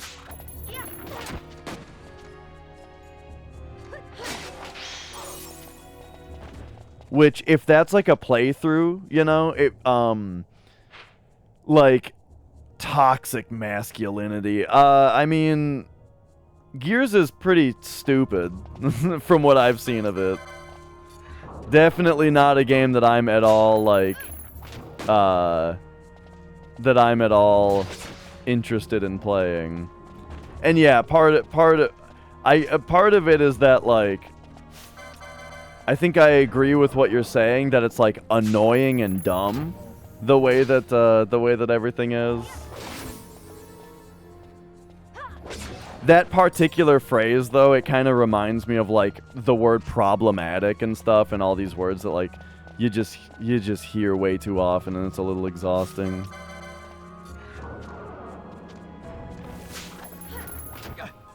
But yeah. Gears is not something I've ever been too interested in. I can't think of if I've ever actually played it. I don't think I have.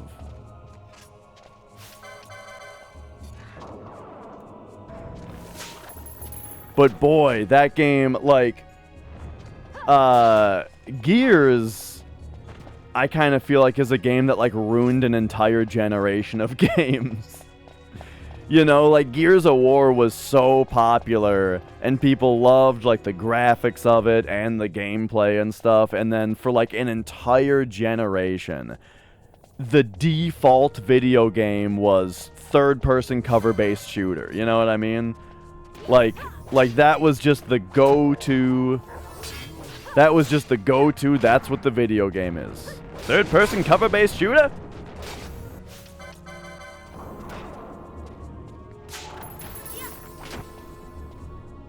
Remember that game, Binary Domain? I don't think anyone remembers Binary Domain.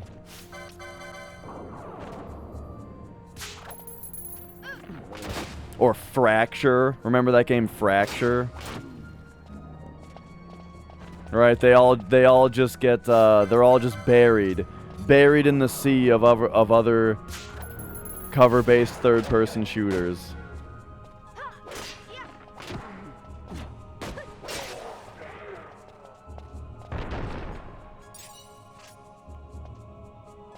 Oh yeah, silly for sure. Yeah, like I've not I've not everything I've seen of it has been that way. But then the funny thing about Gears, though, also is that, like, I remember the trailers for the game being super, like, somber and serious, you know? Like, didn't the Gears 2 trailer, I shit you not, use Gary Jules' Mad World? With, like, a bunch of sad shots of Marcus Phoenix looking at a picture of his family or something.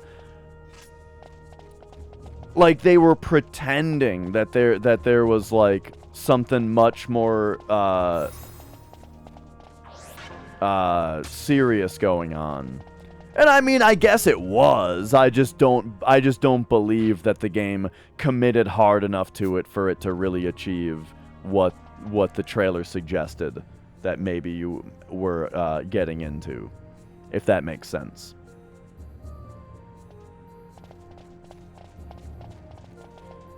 Oh.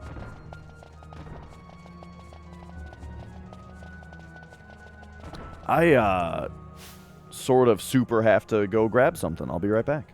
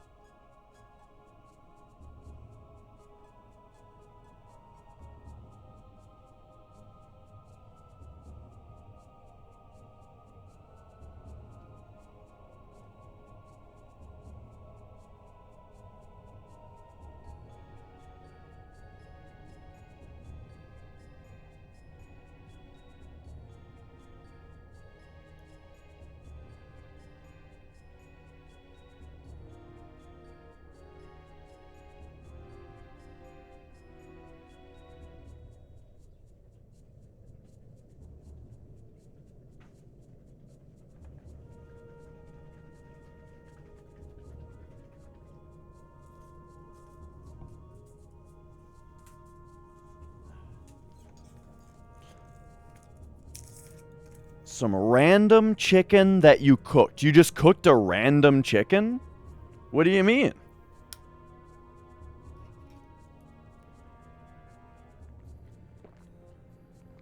Was it random in the sense that, like, you had several chickens and you perhaps used a random number generator to decide which one to cook? Or was it like you just had this chicken and you were like, I don't know where this chicken came from. It's just some random chicken, but I'm cooking it. Or... Right.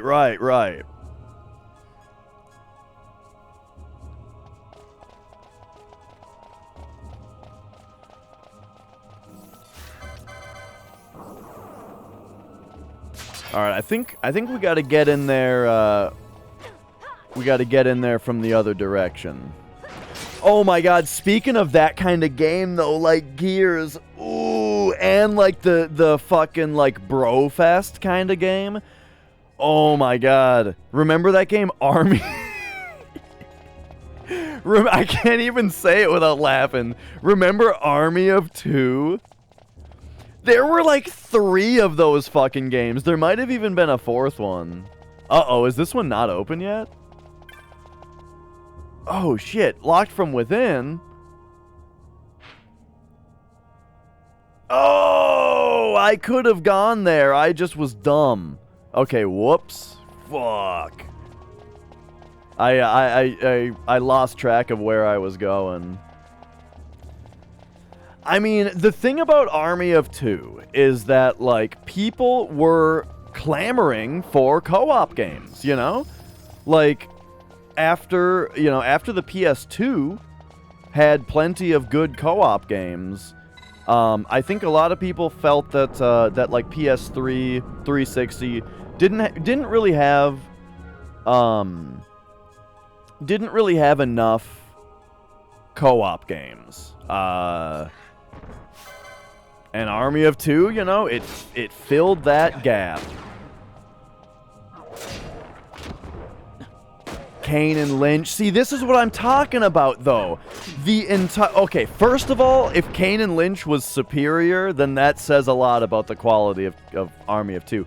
But then also, like, this is what I'm talking about when I say that Gears of War, like, ruined an entire generation of games, you know?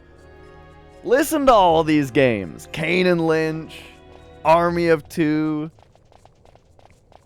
fucking every other third-person cover-based shooter.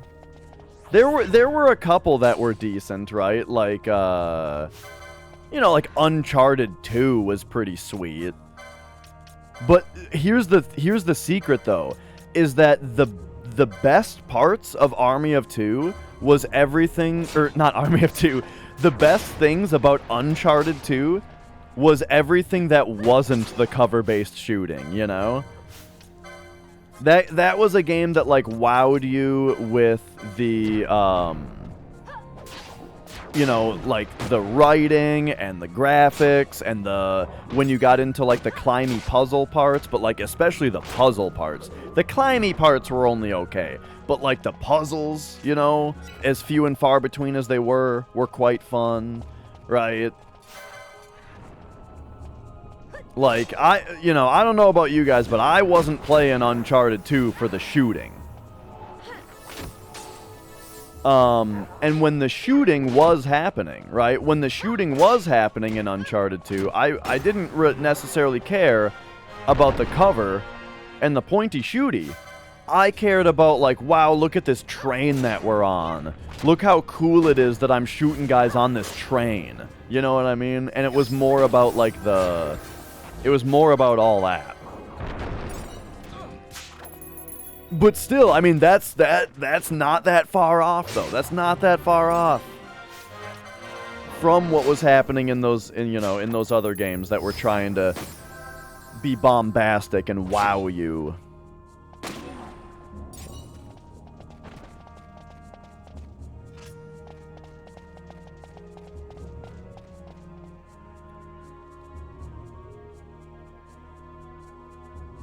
You know, Vanquish, right? Third-person cover-based shooter. People really like Vanquish, though. I've never played it myself.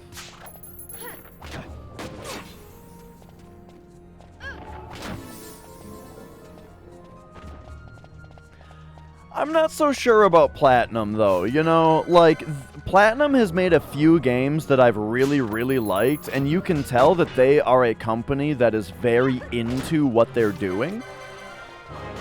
But, you know, I'm just not really into, like, beat-em-ups. I think, like, the one exception for me, the one Platinum game that I really, really liked was Bayonetta. And that was because, like, that game did so much fun stuff that was not the beat-em-up part of it, you know?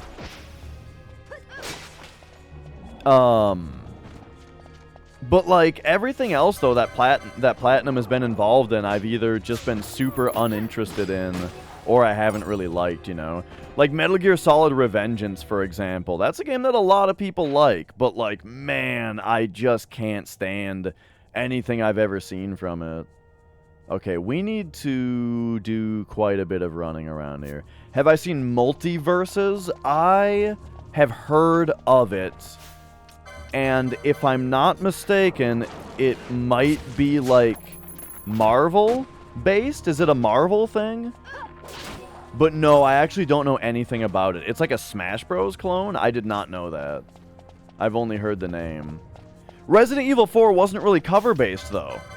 Resident Evil 4 was like had, like, tank controls. And, yeah, I wouldn't say RE4 was cover-based.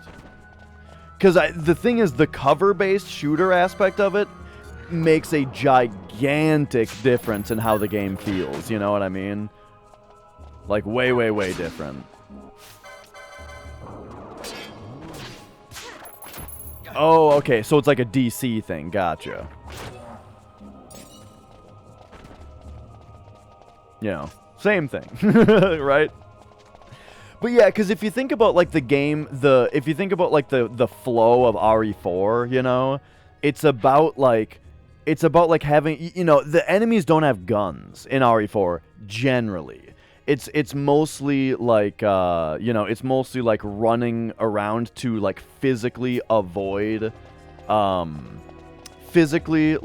avoid, the enemy's projectiles that they throw and that kind of stuff, you know, and generally that kind of thing. While, yeah, like a cover-based shooter is more like, oh, here's something waist high, so you hit a button and your character sticks to it, and now nothing can hurt you because you're behind cover, and you just need to pop up and shoot guys, right? Boring, you know, that's what I'm talking about.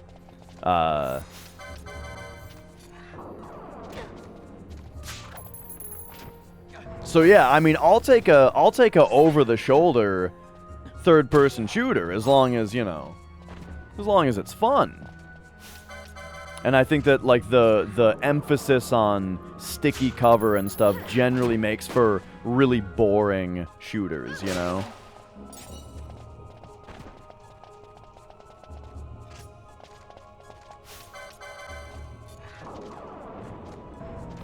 And we're gonna have a lot of handkerchiefs.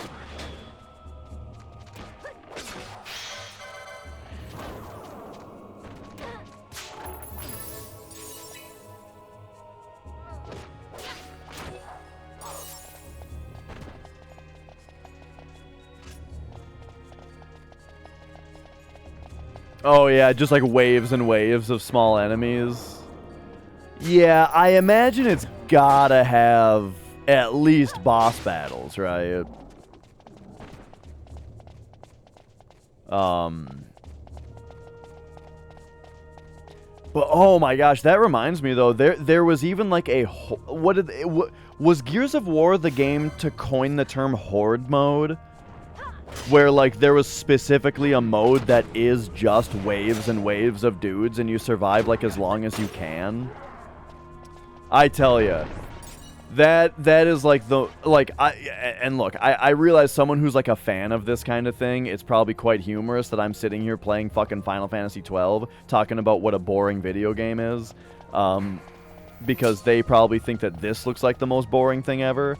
But oh my god, the idea of just like waves and waves of enemies until you're dead, and then that's when the game ends. Oh boy, count me out.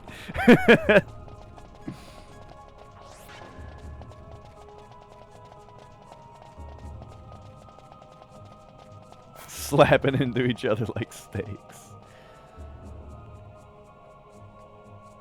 I want them to look and feel like they are a refrigerator with legs.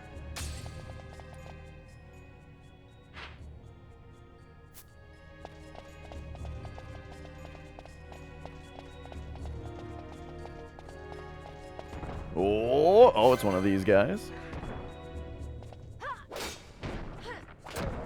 But yeah, it's a more or less pretty popular thing to have, you know, these types of games have like a horde mode. I feel like Gears of War is the game that coined that name, but I'm not sure. Not to say it invented the game mode. Of course it didn't. I'm just saying the name. Well, we got to back the camera up here. Whoa, this thing's got like a little tail that it has wrapped around it. I didn't realize that. It's got its little tail wrapped around like a Saiyan. That's right. I've seen the first 10 episodes of Dragon Ball Z. I can make Dragon Ball Z references now. Oh, speaking of things that I had never seen before, but I have now seen, I watched RoboCop yesterday. I finally did it. I watched RoboCop. It was good. I liked it. It was probably the funniest movie I've ever seen that I would not consider to be a comedy. You know what I mean? Like, it's not a comedy movie, but there's a lot of comedy in it.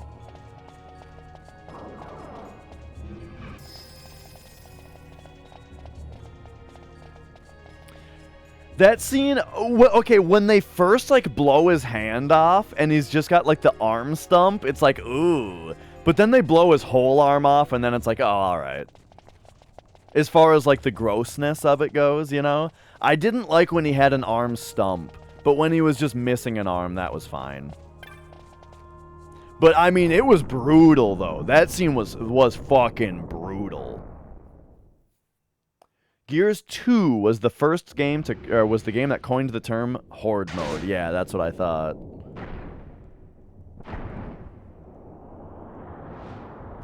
Okay, cool. We get to fight a boss with no save in the last hour, and it looks kind of cool. This looks like a Shin Megami Tensei boss, kind of. Like, look at this fucking thing. Magnetic field, your metallic equipment grows heavy. Interesting. So we're gonna need to go like, you know, gold is... Oh. Uh-oh. So you're gonna need to wear like the head guard, probably. And leather shield. Wait, what's the buckler? What's the buckler made out of? It looks like metal. We'll take the leather shield just in case. We'll take the leather breastplate, right? I'm worried about the sword, though. Like, am I not going to be able to attack with a sword? She's already fine. Balthier, let's also give you leather headgear. Chromed leathers. I'm worried about his gun, though. Okay, let's see what happens here. So we've still got the icon. Let's figure this out here real quick. So, equip. Why don't we just remove this and remove this and see if that's all that's left, right? So the magnet icon is still on screen. I don't know if that means that we are under the influence of the magnet, or just that, like, if the magnet is directly harming us right now, or if that's just saying that it's still magnetic. You know what I mean? Yeah, well, right. I suppose gold isn't actually magnetic, but since it's a metal, I'm just assuming that the video game is going to count gold as magnetic, just because it's either metal or not metal. That's just my guess, right? Okay, hang on here. So, I don't know if we have anything that's non-metallic that Ash can handle here. So why don't we just put this on her and see what it does? And then him, you know, same thing. Give him the Beetlejuice. Has he had the Aqua Shot on this entire time? Oh! That's why Balthier was doing so much damage to those guys, is I think he had the Aqua Shot on and they were probably weak to... They were probably weak to water. Okay, anyway. It looks like we're not too terribly bothered with our current equipment. He is casting slow on me, though. Whoa, we're kicking his ass, actually. Look how badly we're kicking his ass. Hang on, let's steal from him. We got a knot of rust. That's not very exciting. Uh-oh, hang on. Smelling salts? Oh, shit. She still got an attack off.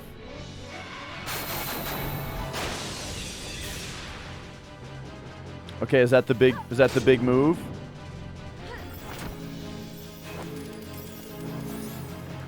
Oh, no. Okay, we actually did get slowed there.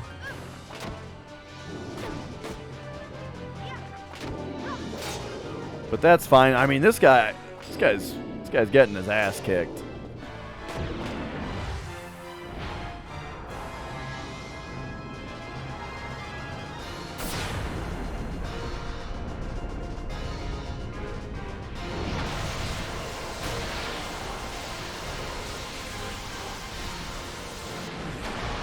Yeah, I'm starting to worry that my very thorough running through of areas and fighting every single enemy I see is perhaps over-leveling me.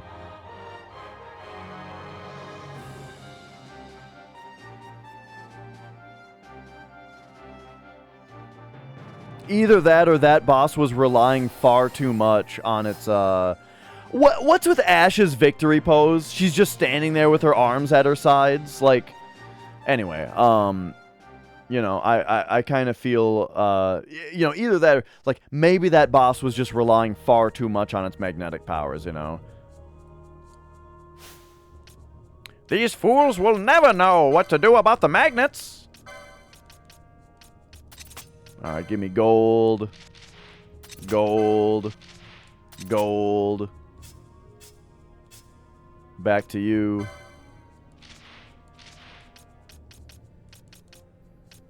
Ooh, look at this winged helm. Do you guys say winged or winged? And the iron armor. All right, all right. I gotta go back to the onion shot, dude. I can't handle the idea of... Well, actually, in this area, water seems very good. So I'm keeping the aqua shot on for at least a minute here. Okay. Actually, let me run to the bathroom real quick now that we have defeated such an enemy.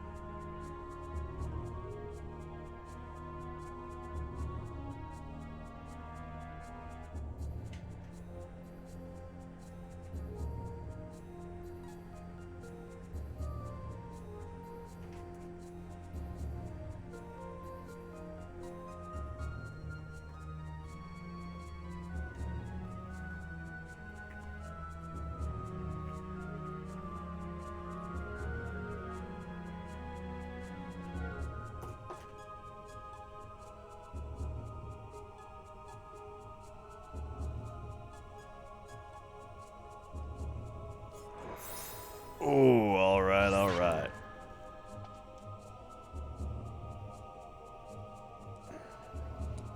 So, where does that leave us now? We defeated some kind of dude. Oh, okay, we can go this way now.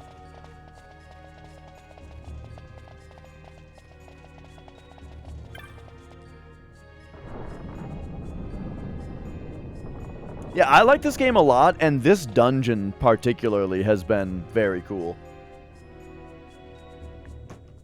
I like this game definitely more than I expected. Okay, we're gonna move this guy counterclockwise. So now all the bros are facing inward.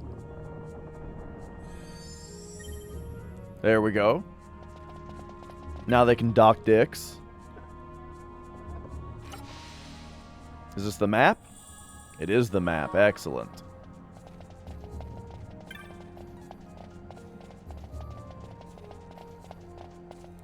So, that said... Ooh. New game minus, where all your characters are fixed at base level. You can only gain LP. Oh. That's very interesting.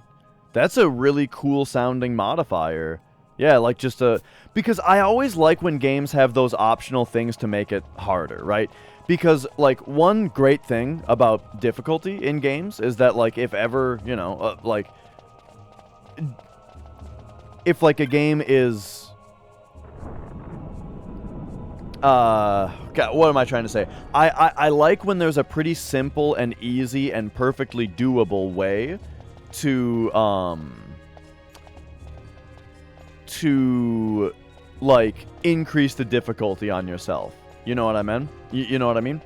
Like you know, like a Soul Level 1 run in a Souls game, or wooden sword only in Legend of Zelda, right? Stuff like that.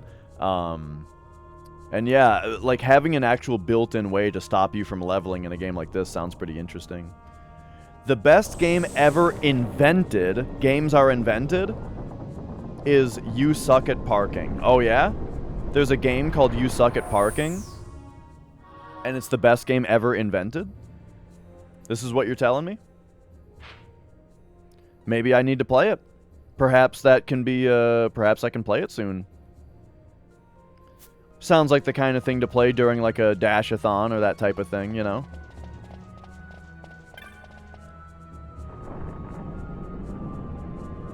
Because I am all for getting...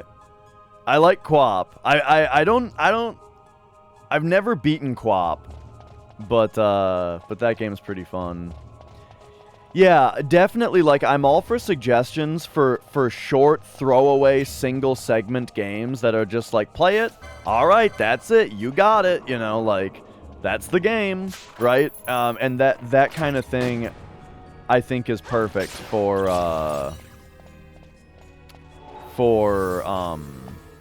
like a dash-a-thon type situation. I think I have gotten to the hurdle, yeah. And it's like so genius because, you know, you just like it fits so well at the game and or it fits so well into the game. But like you just like running in the game is such an ordeal that when it comes up, you just, you know,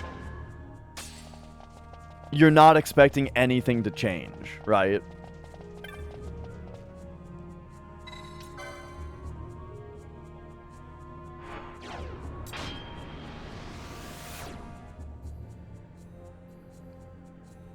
But yeah, that guy is very interesting. The guy that made Co-op. He, you know, it's the same guy that made Getting Over It.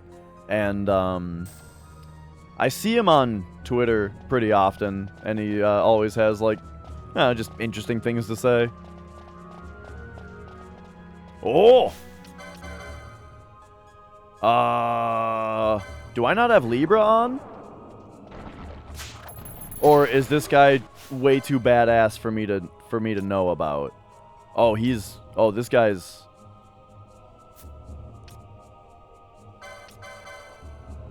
Did I fail to steal from him? I did.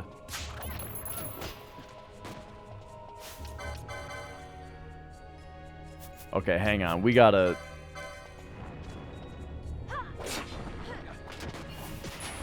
take this guy out. Can I... Do we have X potions? We don't have X potions. Can I Phoenix down this guy? Oh! Oh! We got him! Nice! Let's go! That worked perfectly. I was expecting it to just miss. Alright, and then our save crystal is back here. This guy's just gonna respawn, though, after I go save the game. We got 7 license points for that, though.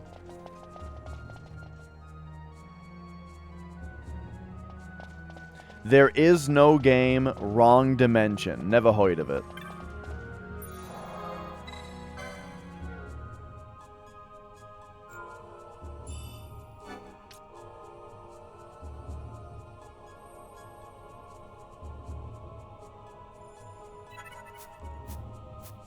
Alright, there we go. And then... what we doing? Yeah, sometimes... I always use my Prime sub on Obst, but sometimes I go quite a while without being able to stop in on Obst stream, and then that makes it kind of run for a while without me using it. Yo, Zandon, welcome back. Okay, let's take a look at our licenses real quick, see if anybody's got anything going here. Balthier, yes, he's got enough for the... 500 more HP. Sweet. And then he can get down with the swiftness pretty soon. And then Fran has enough for more physical attack.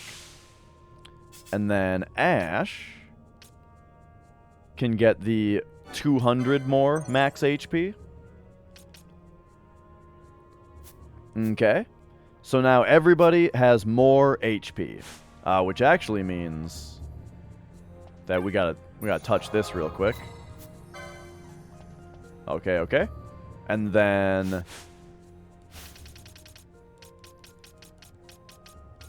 ah, yes, yes. What a shame. Fran is quite behind on HP. I imagine that's just her character. Oh, wait, she doesn't have this yet. Okay, yep, that explains everything. Okay, so... I think our gambits need some touching up now, because, like... Kiriga, you know? Needs to happen now. Well, I mean, I guess it will. But yeah, we need like Kiraja pretty soon here.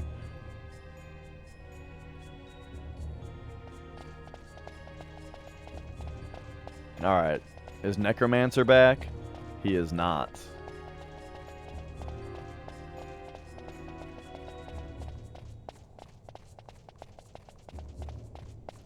Let's get going here.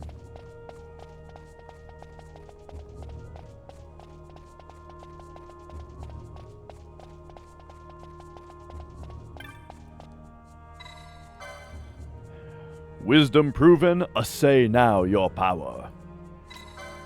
They always got to use these fancy words like assay, so, you know, to make as sure as possible that I lose track of the story, you know, as much as possible.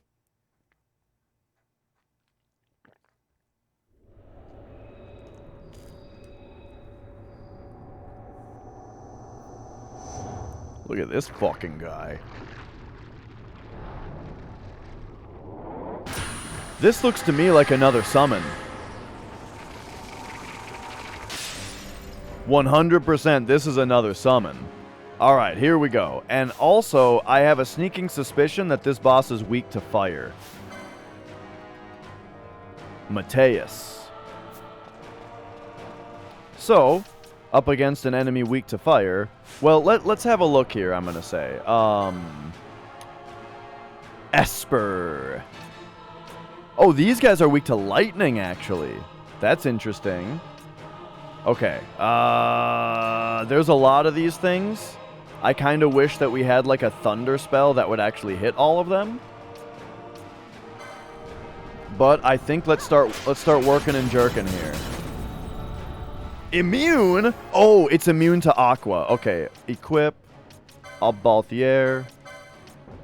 Onion shot. And then, okay, so, hang on. How much does Ash hit for? 300 something? Oh god, she's getting her ass kicked. Okay, that's fine. You're doing Kiriga. Do we have alarm clock? Here we go. Okay. I'm thinking...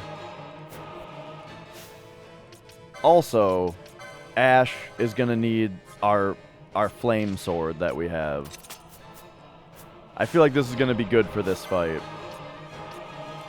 Okay, this one's almost dead. Immune? They're immune to fire? Okay, they're immune to fire, it turns out. It's the opposite of them being weak to it. They're actually immune to it. Alright, so get this guy back on. Fran is asleep, so Balthier, why don't you get back on alarm clock duty real quick here?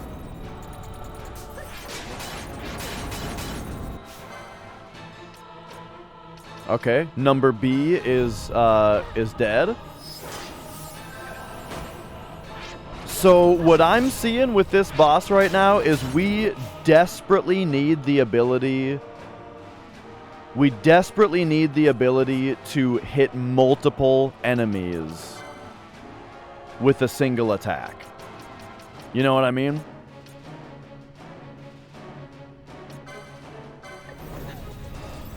Like, my lack of ability to, Oh man, these sleeps, dude.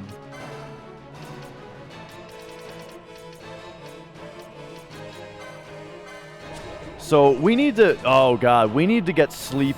So this looks to me like it's gonna be a redo. Like we're not surviving this.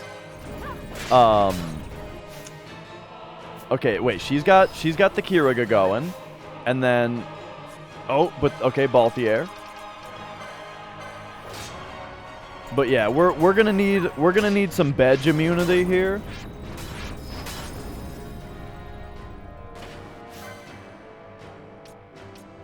Okay, 2 of the ices are dead now.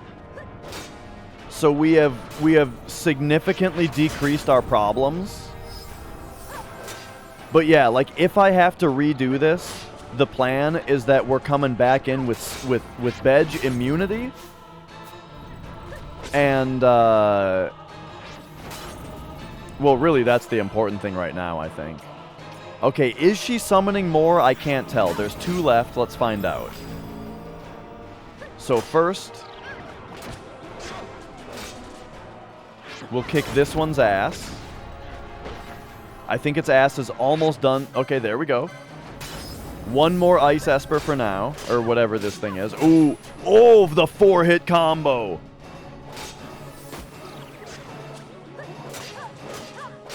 Oh my God, Ash is just murdering. Okay, there we go. All the ads are gone.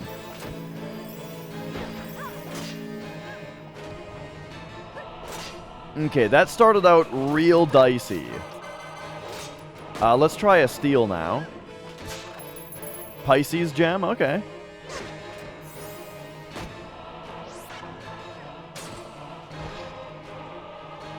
Let's also, once their attacks come up, okay, here we go. So now I think you need to protect yourself and you need to protect yourself. Before they wreck themselves, you know? Flash freeze!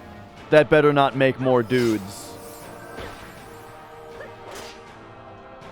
Okay, okay.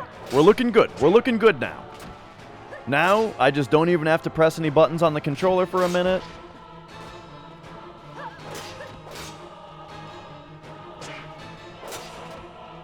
And we seem to be doing okay. Chain magic. Blizzaja. Well, good thing we have full health. Maybe we should have been shelled though. You know, this looks like something that we may have wanted to have shell on for. Okay. Okay, not the worst. Not the worst thing I've ever seen. We've got double Kira happening. The saps are already gone. And now Ash is able to... Well, you know what? Let's go like, okay, you know what? Let's have Ash do a Kira, you know, just to top everybody off. Oh, wait.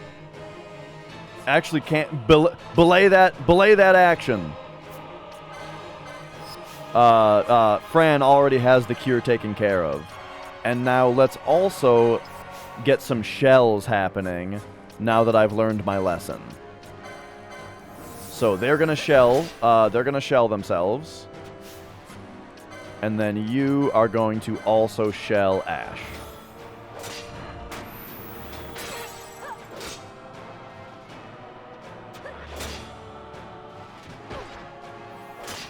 Here comes the Kiraga from Fran. Beautiful.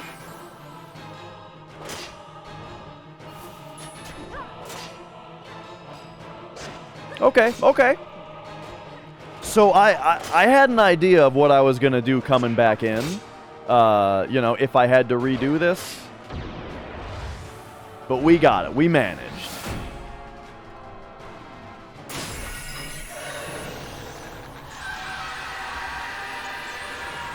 Yo, Earth to Patrick, great to see you. And thank you for the GG.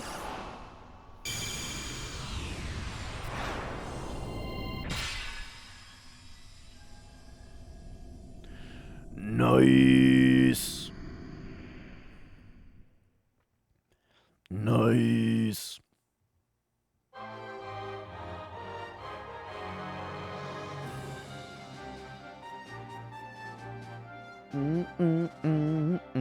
Working on some Python? Sweet. Mateus the Corrupt.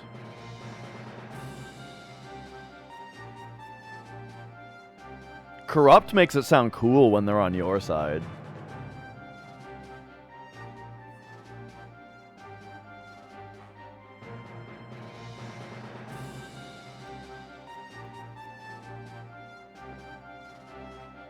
Okay.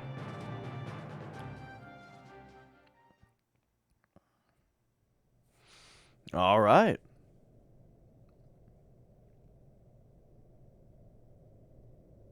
So I wonder 1603 to 1607. Wait, what? Wait, this regen is giving us a inconsistent amount of health back every tick.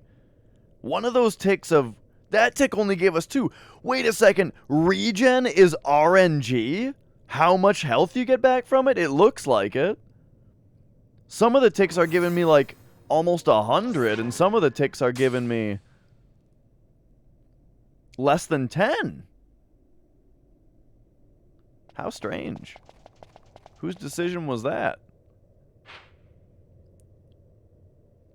Yeah, more like regen, more like re-and-G-gen. Nah.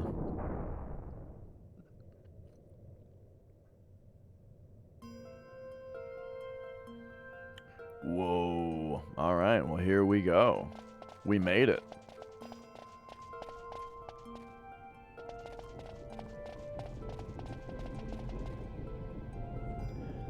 I tell you, this game is really saved by the fact that you don't have to play as Vaughn. Right? Like, it was such a great idea that you just completely construct your own party. There's no character that you have to have in. Because... I don't know what I would think about this game if I had to play as Vaughn, but then Ash was the main character in all the cutscenes.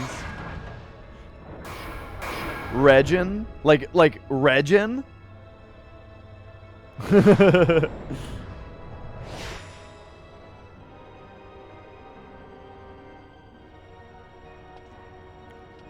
Oh, like Reagan? Reagan.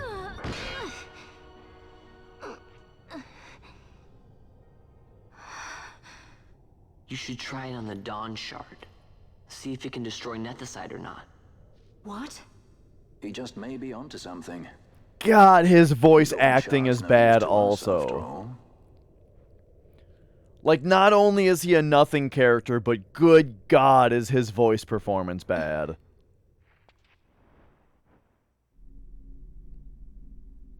The stone bleeds mist. It has been roused. It fears the sword. It's been roused. It's getting a little frisky down there.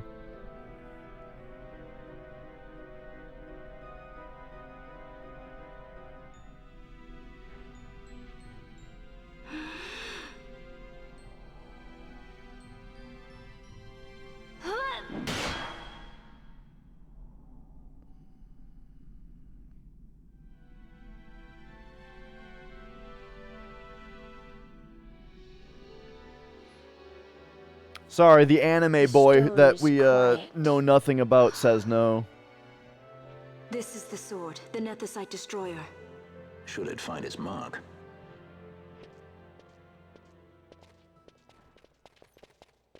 Vaughn. Tell me, did you see him again?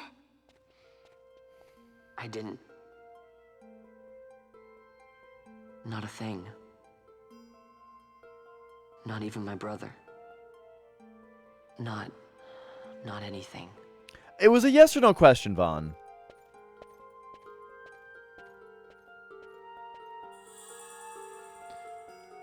Alright, alright.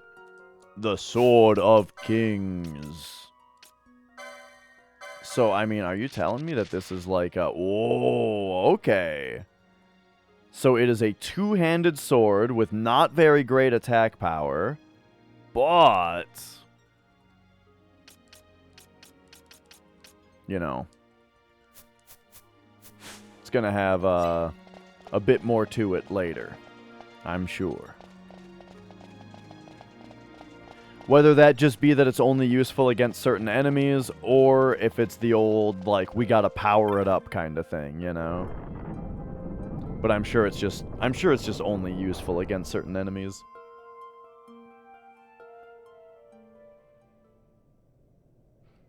It's a bit of a, would you call that a trope?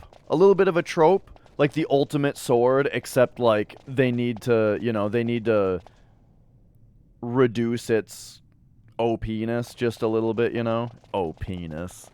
You know, by like, oh, either like we have to go on a quest to unlock its full power, or like, or, you know, something more like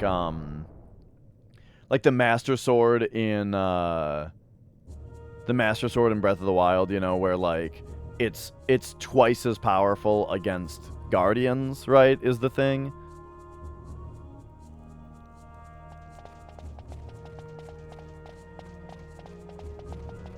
Well, that's what I'm saying, Scorp, is like, against the Nethicite, it's like the thing, right? So, it, you know, it kind of reminds me of like the way that they did the Master Sword in Breath of the Wild, where like it's a decent sword for everyday use, but it kicks ass in the particular thing it's been designed for.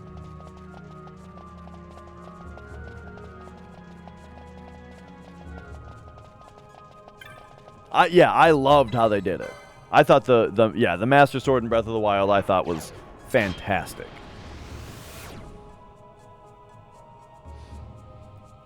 Mostly hundo every Zelda. What? I guess I shouldn't ask about like Majora's Mask.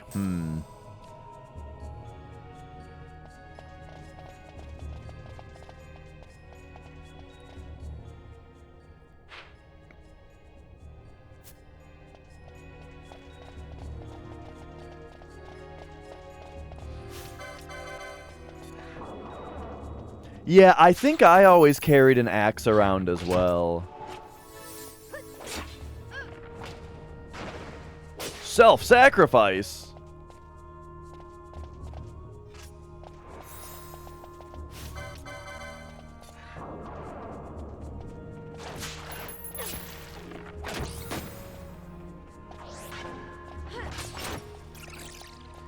His most famous role is a background character in Spy Kids. Ah. Yeah, I mean, it's kind of crazy, right? That that he landed, you know, ostensibly the lead in a Final Fantasy game.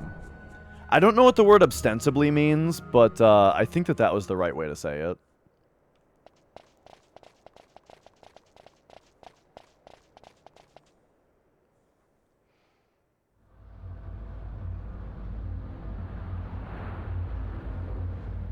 See, I thought that the Master Sword was useful enough that it gave me more slots for utility, you know? Because I didn't have to spend so many slots on weapons anymore.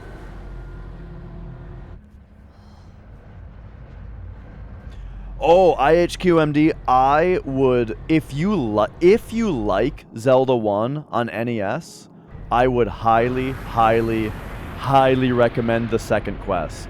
It's not just things are moved around. Like, I won't say too much about it, but it feels like a sequel to Zelda 1.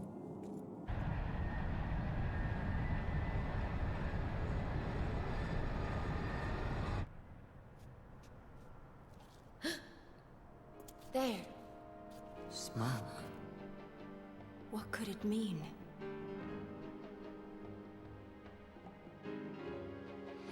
Okay.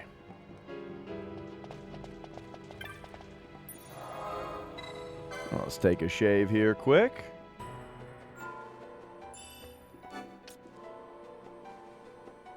I feel like we're pretty darn far in this game, but man, we're only level 33.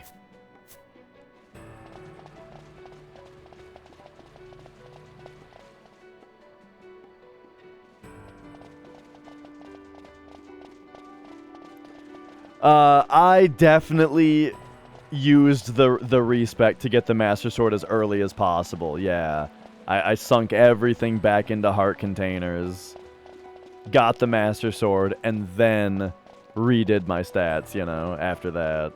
Back to where I wanted them. Absolutely.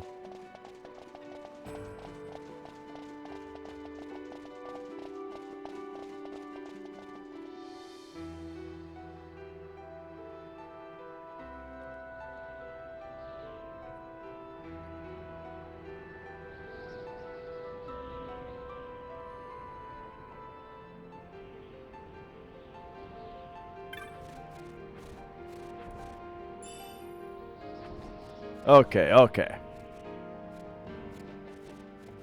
So we are back out here. Yeah, so I never played Spirit Tracks, but I did play Phantom Hourglass. I played Phantom Hourglass a long time ago, though. Long time ago. And what I remember about it,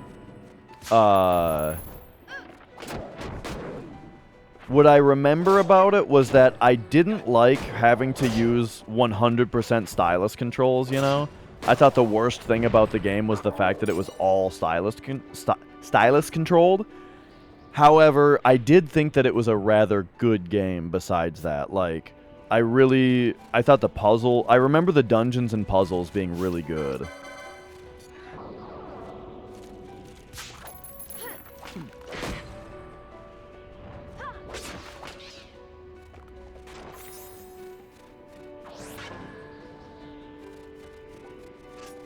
And yeah, I think I would have been kind of surprised if the statue had any more mechanics to it, because, you know, it's just a utility there for the player.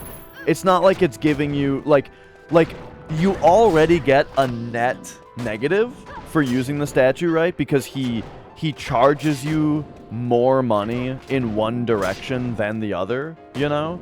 And so, you have to spend money in order to use the service, right? If it was something that was, like, just a benefit, or it was free or something, then I could see them kind of putting a twist on it. Have I played Alundra? Yeah, I actually just played through Alundra my first time, like, 2 months ago. Alundra was the last game that I played through before Final Fantasy XII. And it was fantastic. I loved it. Loved it.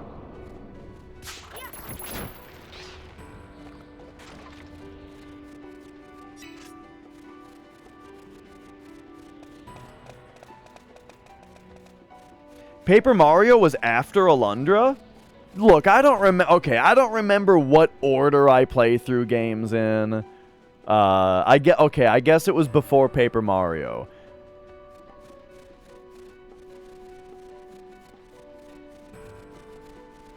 Oh, I could see that for sure, man. And especially, I mean, the game does do stuff kind of like that, like that island that you go to, where you lose all your stuff, and then you can't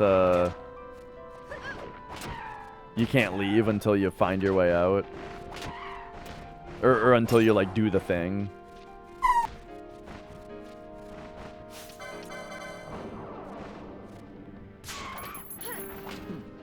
Yeah, I loved that part. Man, what a great game.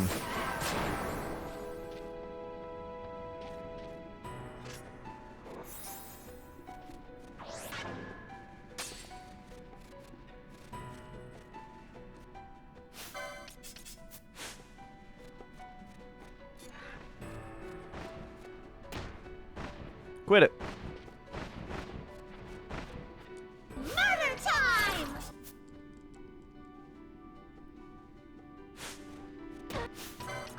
I'm looking forward to playing SMT4 on stream, and we actually get to hear the source of Murder Time.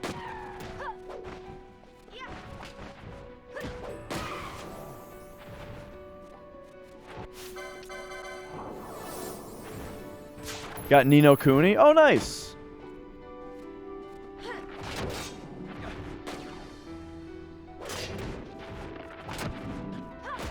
I mean, it's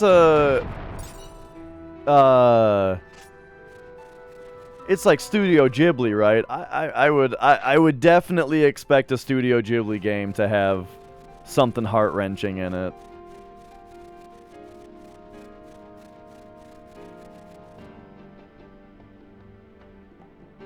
Vagrant Story I have not played, but I know that it's made by, like, the team that did Final Fantasy Tactics and Tactics Ogre. But that's all I know about it.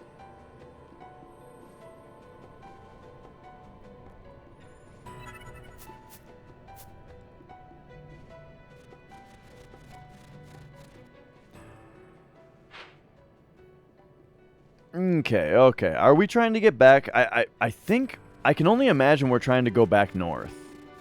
Get back to the refugee camp, right?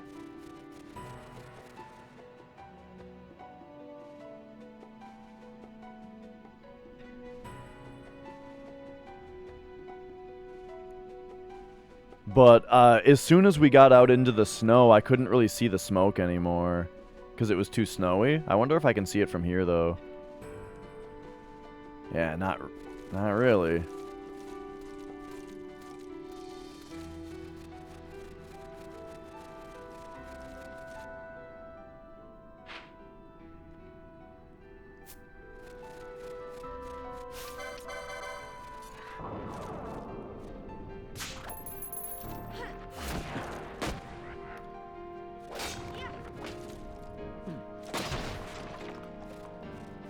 Oh man, I was watching Skaploony last night. You guys know Skaploony?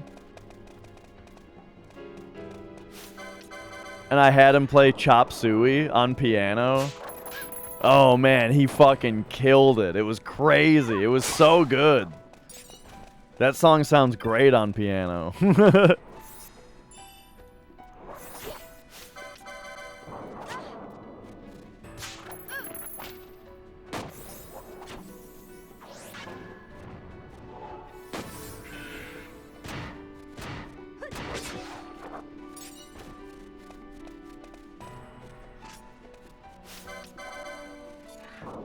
Alright, we're almost back. We're getting there. Ooh, he parried.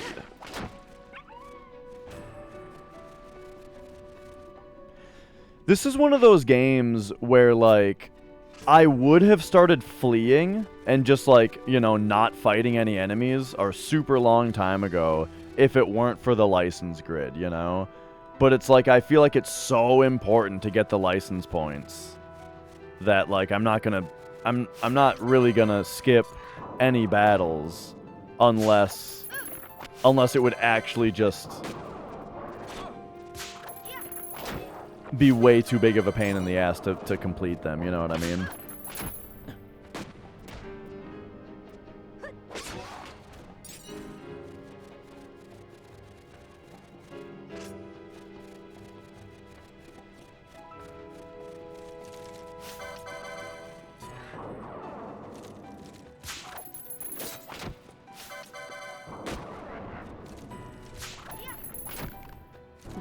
So, someone here might know. I've got a question. There's something I don't know about. Oh, hang on. I'm getting a phone call.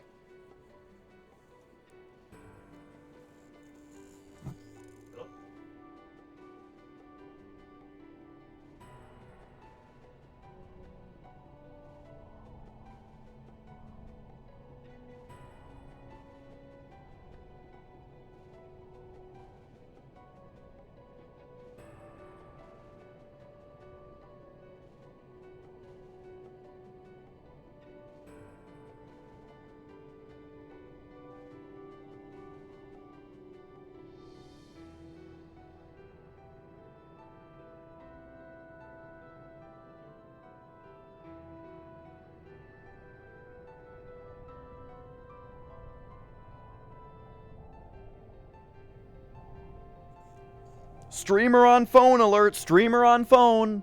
What was the cliffhanger? See, now I totally don't remember what I was saying.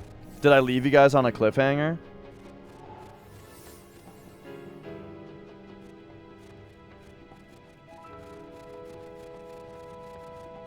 I was going to ask you about something. Oh, shit. How am I going to remember what that was? I was going to ask you guys something. Okay, I remember saying the words, I don't know who will really know this, or something to that effect. I said something like that, right?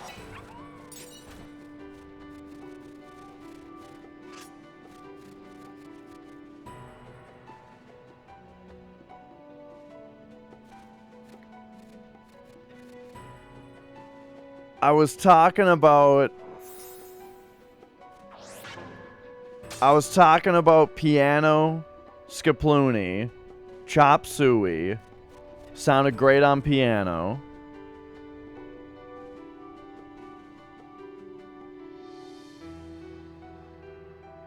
I feel like it was unrelated to that.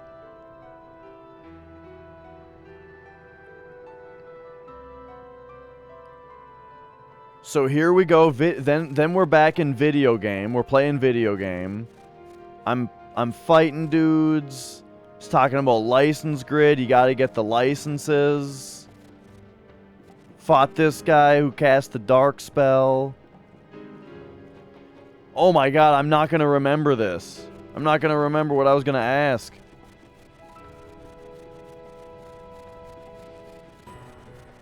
No.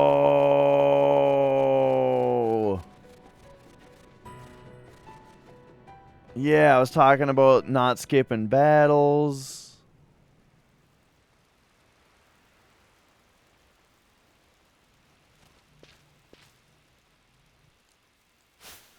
Okay, hang on. I need to know my exact wording on my preamble to the question, which that might jog my memory.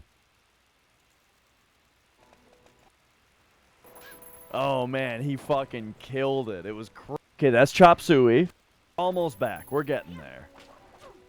Like, I would have started fleeing and just like, you know, not fighting any enemies a super long time ago if it weren't for the license grid, you know? Right. But it's like, I feel like it's so important to get the license points. Yeah, because like, I'm not really gonna skip any battles unless unless it would actually just be way too big of a pain in the ass to complete them, you know what I mean? Right, that makes sense. Huge pain in the ass.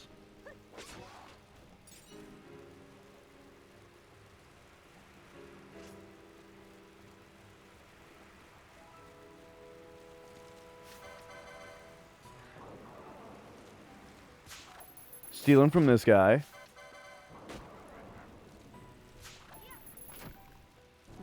So, someone here might know. I've got a question. There's something I don't know about. Oh, hang on. I'm getting a phone call. Shit, that didn't give me any information. For the record, I'm sure it had nothing to do with the video game. I'm sure it was not going to be a question about Final Fantasy 12.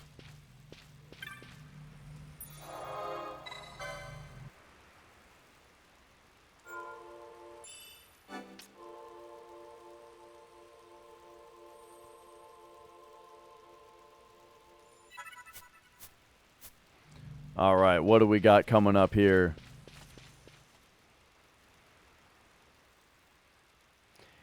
Yeah, it definitely was. Ooh, I knew this was going to happen.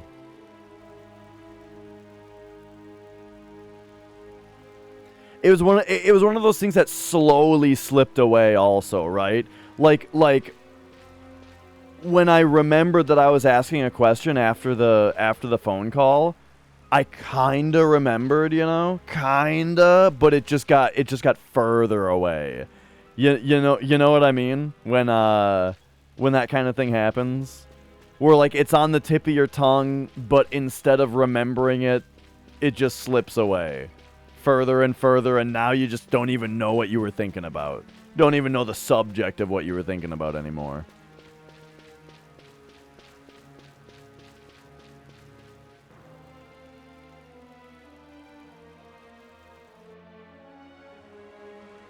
Oh my god, I remembered! Okay, someone might know about this. Let me ask you guys something. Oh shit, I'm getting a phone call. I'm just kidding. So World of Warcraft Classic exists, right? There's a game called World of Warcraft Classic, and then I think I remembered hearing that World of Warcraft Classic is in Burning Crusade now, right? Like WoW, like if you played WoW Classic, it is now Burning Crusade, right?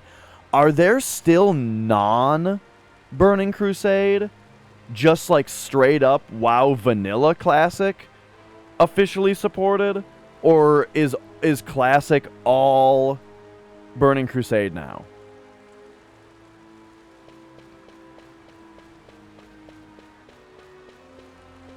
Hang on, let's see what at least a couple people say.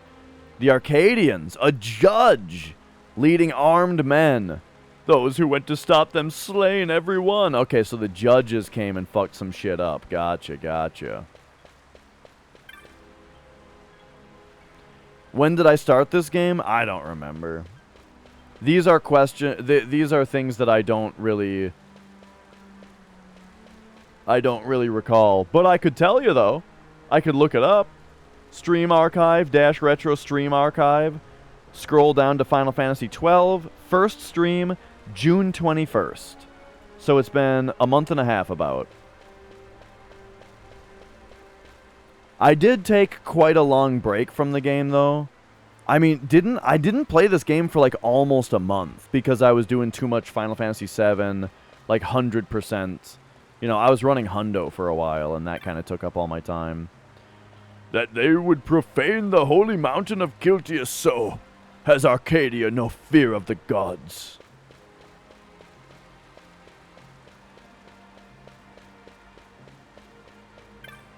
Yeah, private servers, of course, always a different thing.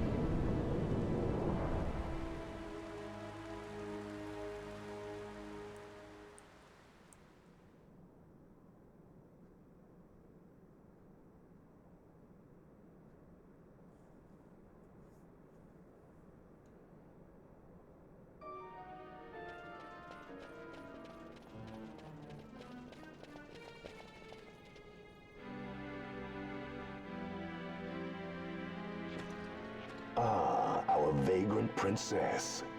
Swift has your lust for revenge led you to the Sword of Kings. You will surrender it to me. Too late, and to their sorrow do those who misplace their trust in gods learn their fate. There it is again.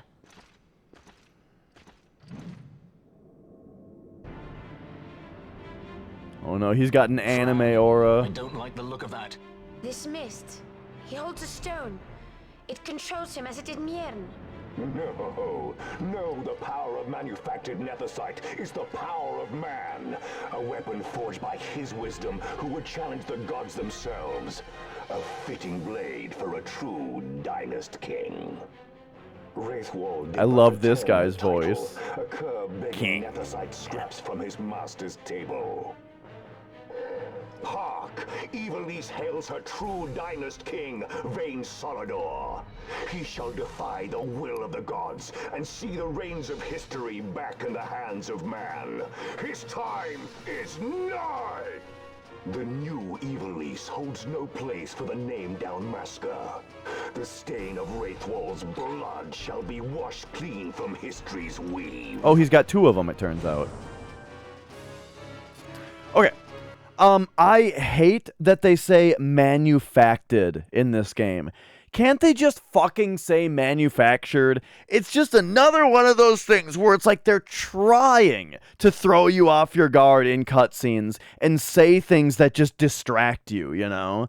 Manufactured, and then by the time you think about that, he said 5 more words that you didn't listen to.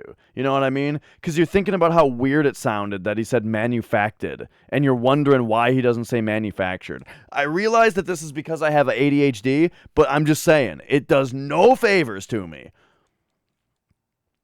For vanilla, they kept some classic servers running, but next to no one stayed on them. Ah, gotcha. Interesting. Alright, who's this guy? So now, let's... Oops. Oh, hang on. I'm losing the controls. Okay. I'm gonna say... Protect.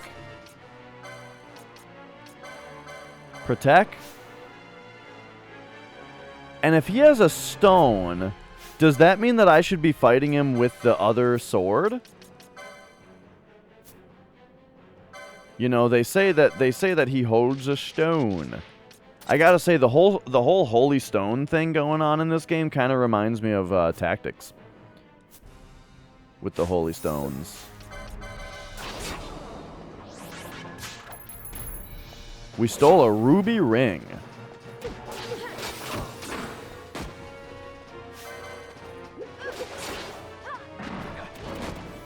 Oh shit, hang on.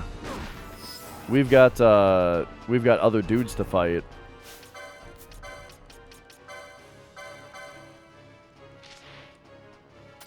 Give me this.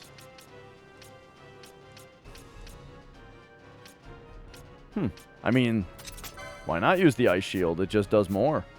It just does another thing. Okay, hang on. I didn't realize that there were judges to be fought. Let's take these guys out first. Because they're kind of kicking our asses right now.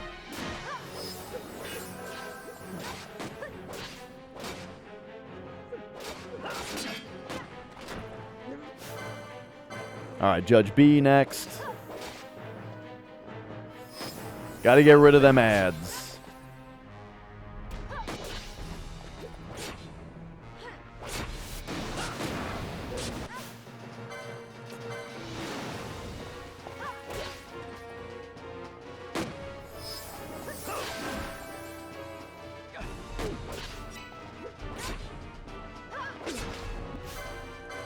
Alright, so Judge, here we do... I did like... Okay, it doesn't look like I need to use the special sword on this guy. This is doing plenty of damage.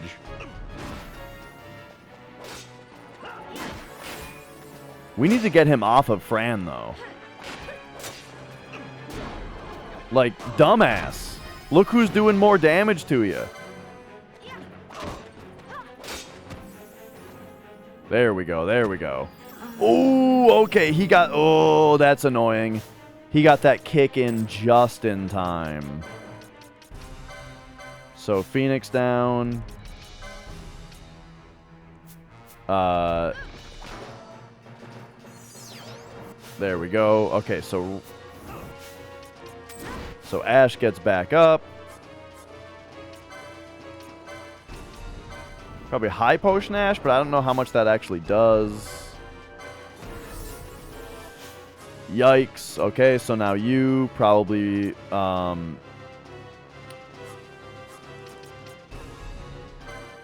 like we need potions because they're faster, you know?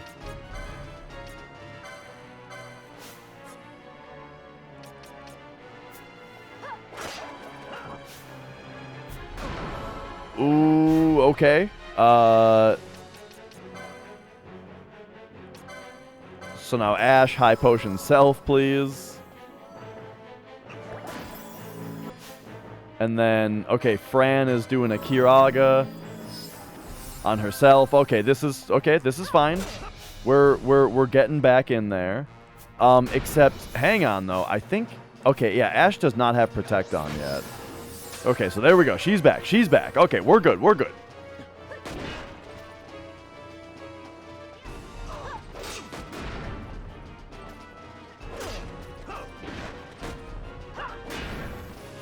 Wow. Okay, hang on, hang on. Run away. Just straight up run away for a second, because he's kicking my ass.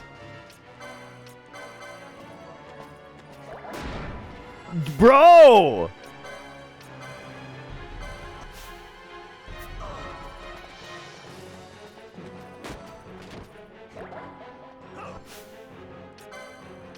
We need to, like, be the healer now for a minute.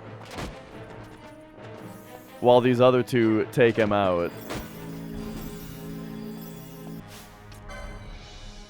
Okay, wait. Fran has a Kiraga going. Oh my god! This guy does so much damage, it's crazy. I think the two of us can just finish him off real quick, though. Like, one more... Okay, there we go. Jeez.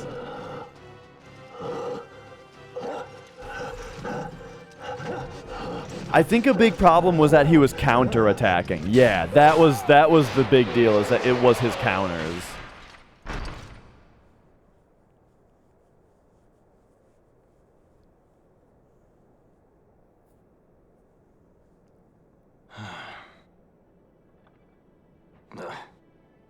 I probably could have tried like a slow on him or something like that to mitigate some of it. He set his very bones about with manufactured nethicite. The Grand Kiltius? Wait, what about Larsa? Gone, spirited away by Judge Gabrant. You okay? So he was here. As for our young lordling, he went along. To avoid trouble, you see, but Judge Bergen had other ideas. He flew into a rage, and I was left to fend for myself. Please, Princess, you must permit me to take you back with me to Rosaria. So that you can protect me? I would lay down my life, at a single word to be sure, but I harbor no mongering delusions of valiant grandeur. Vayne has our war pavilion jumping at shadows. They favor a preemptive strike, but you will convince them otherwise. You will see that they do not start this war. This I cannot do. Forgive me, but my errand here is not yet done. I must wield the Sword of Kings, and with it bring an end to the Dusk Shard. This stone, do you even know what it is? I can venture a guess. The Draclaw Laboratory in Arcades. The Empire's weapons research begins and ends there. How soon do we leave? At once. As for matters in Rosaria, I bid you luck. So you would leave each to fend for his own. Let us hope that you are not disappointed. That's right. Larsa left a message. This guy's shirt is fucking fly. The differences between our two lands will fade before the shared dream of men. I'm a sucker for pinstripes, but then like the back of it. My leave, I take. Is even fancier.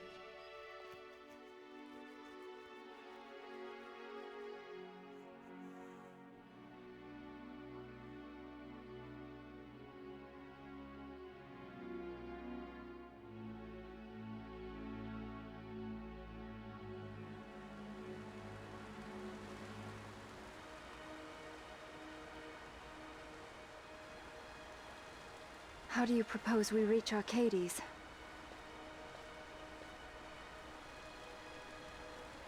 Arcadia's borders will be well guarded for fear of Rosarian invasion. We dare not approach by air. And their navy will see that the coast is watched as well. No, we go afoot. We'll cross into Arcadia in the Salika Wood. We can reach the wood any number of ways, but the easiest is to head north from Nalbina.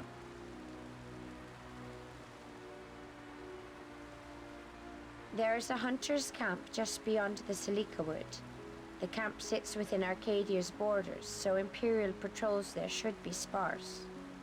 Getting that far should be half the fun. Let's be sure we go prepared.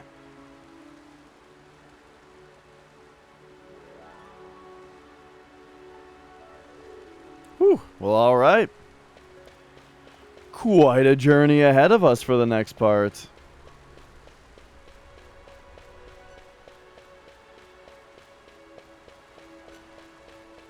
Let's move ourselves out for now, and I'm thinking that's probably going to do it for the show today. I think that seems like a very appropriate place to call it.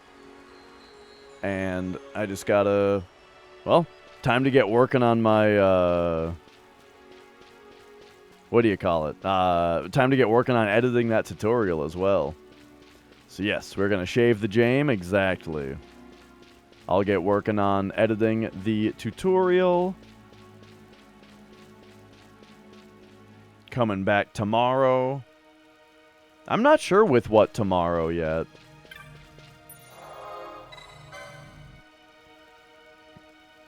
But alright, we'll take a shave here. And there we go. Things are really heating up in old Final Fantasy XII here.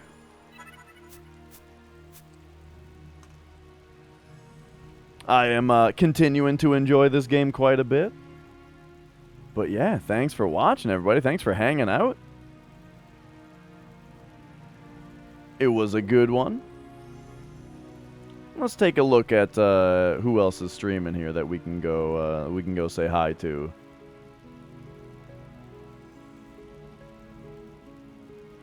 You know, you want to stay on... well.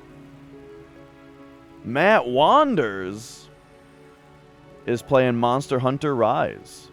I've not really seen Monster Hunter Rise before, but I do like Monster Hunter in general. And Mr. Matt Wanders is a wonderful streamer. So I'm going to send you guys over there. Thank you so much for watching. I'll see you tomorrow.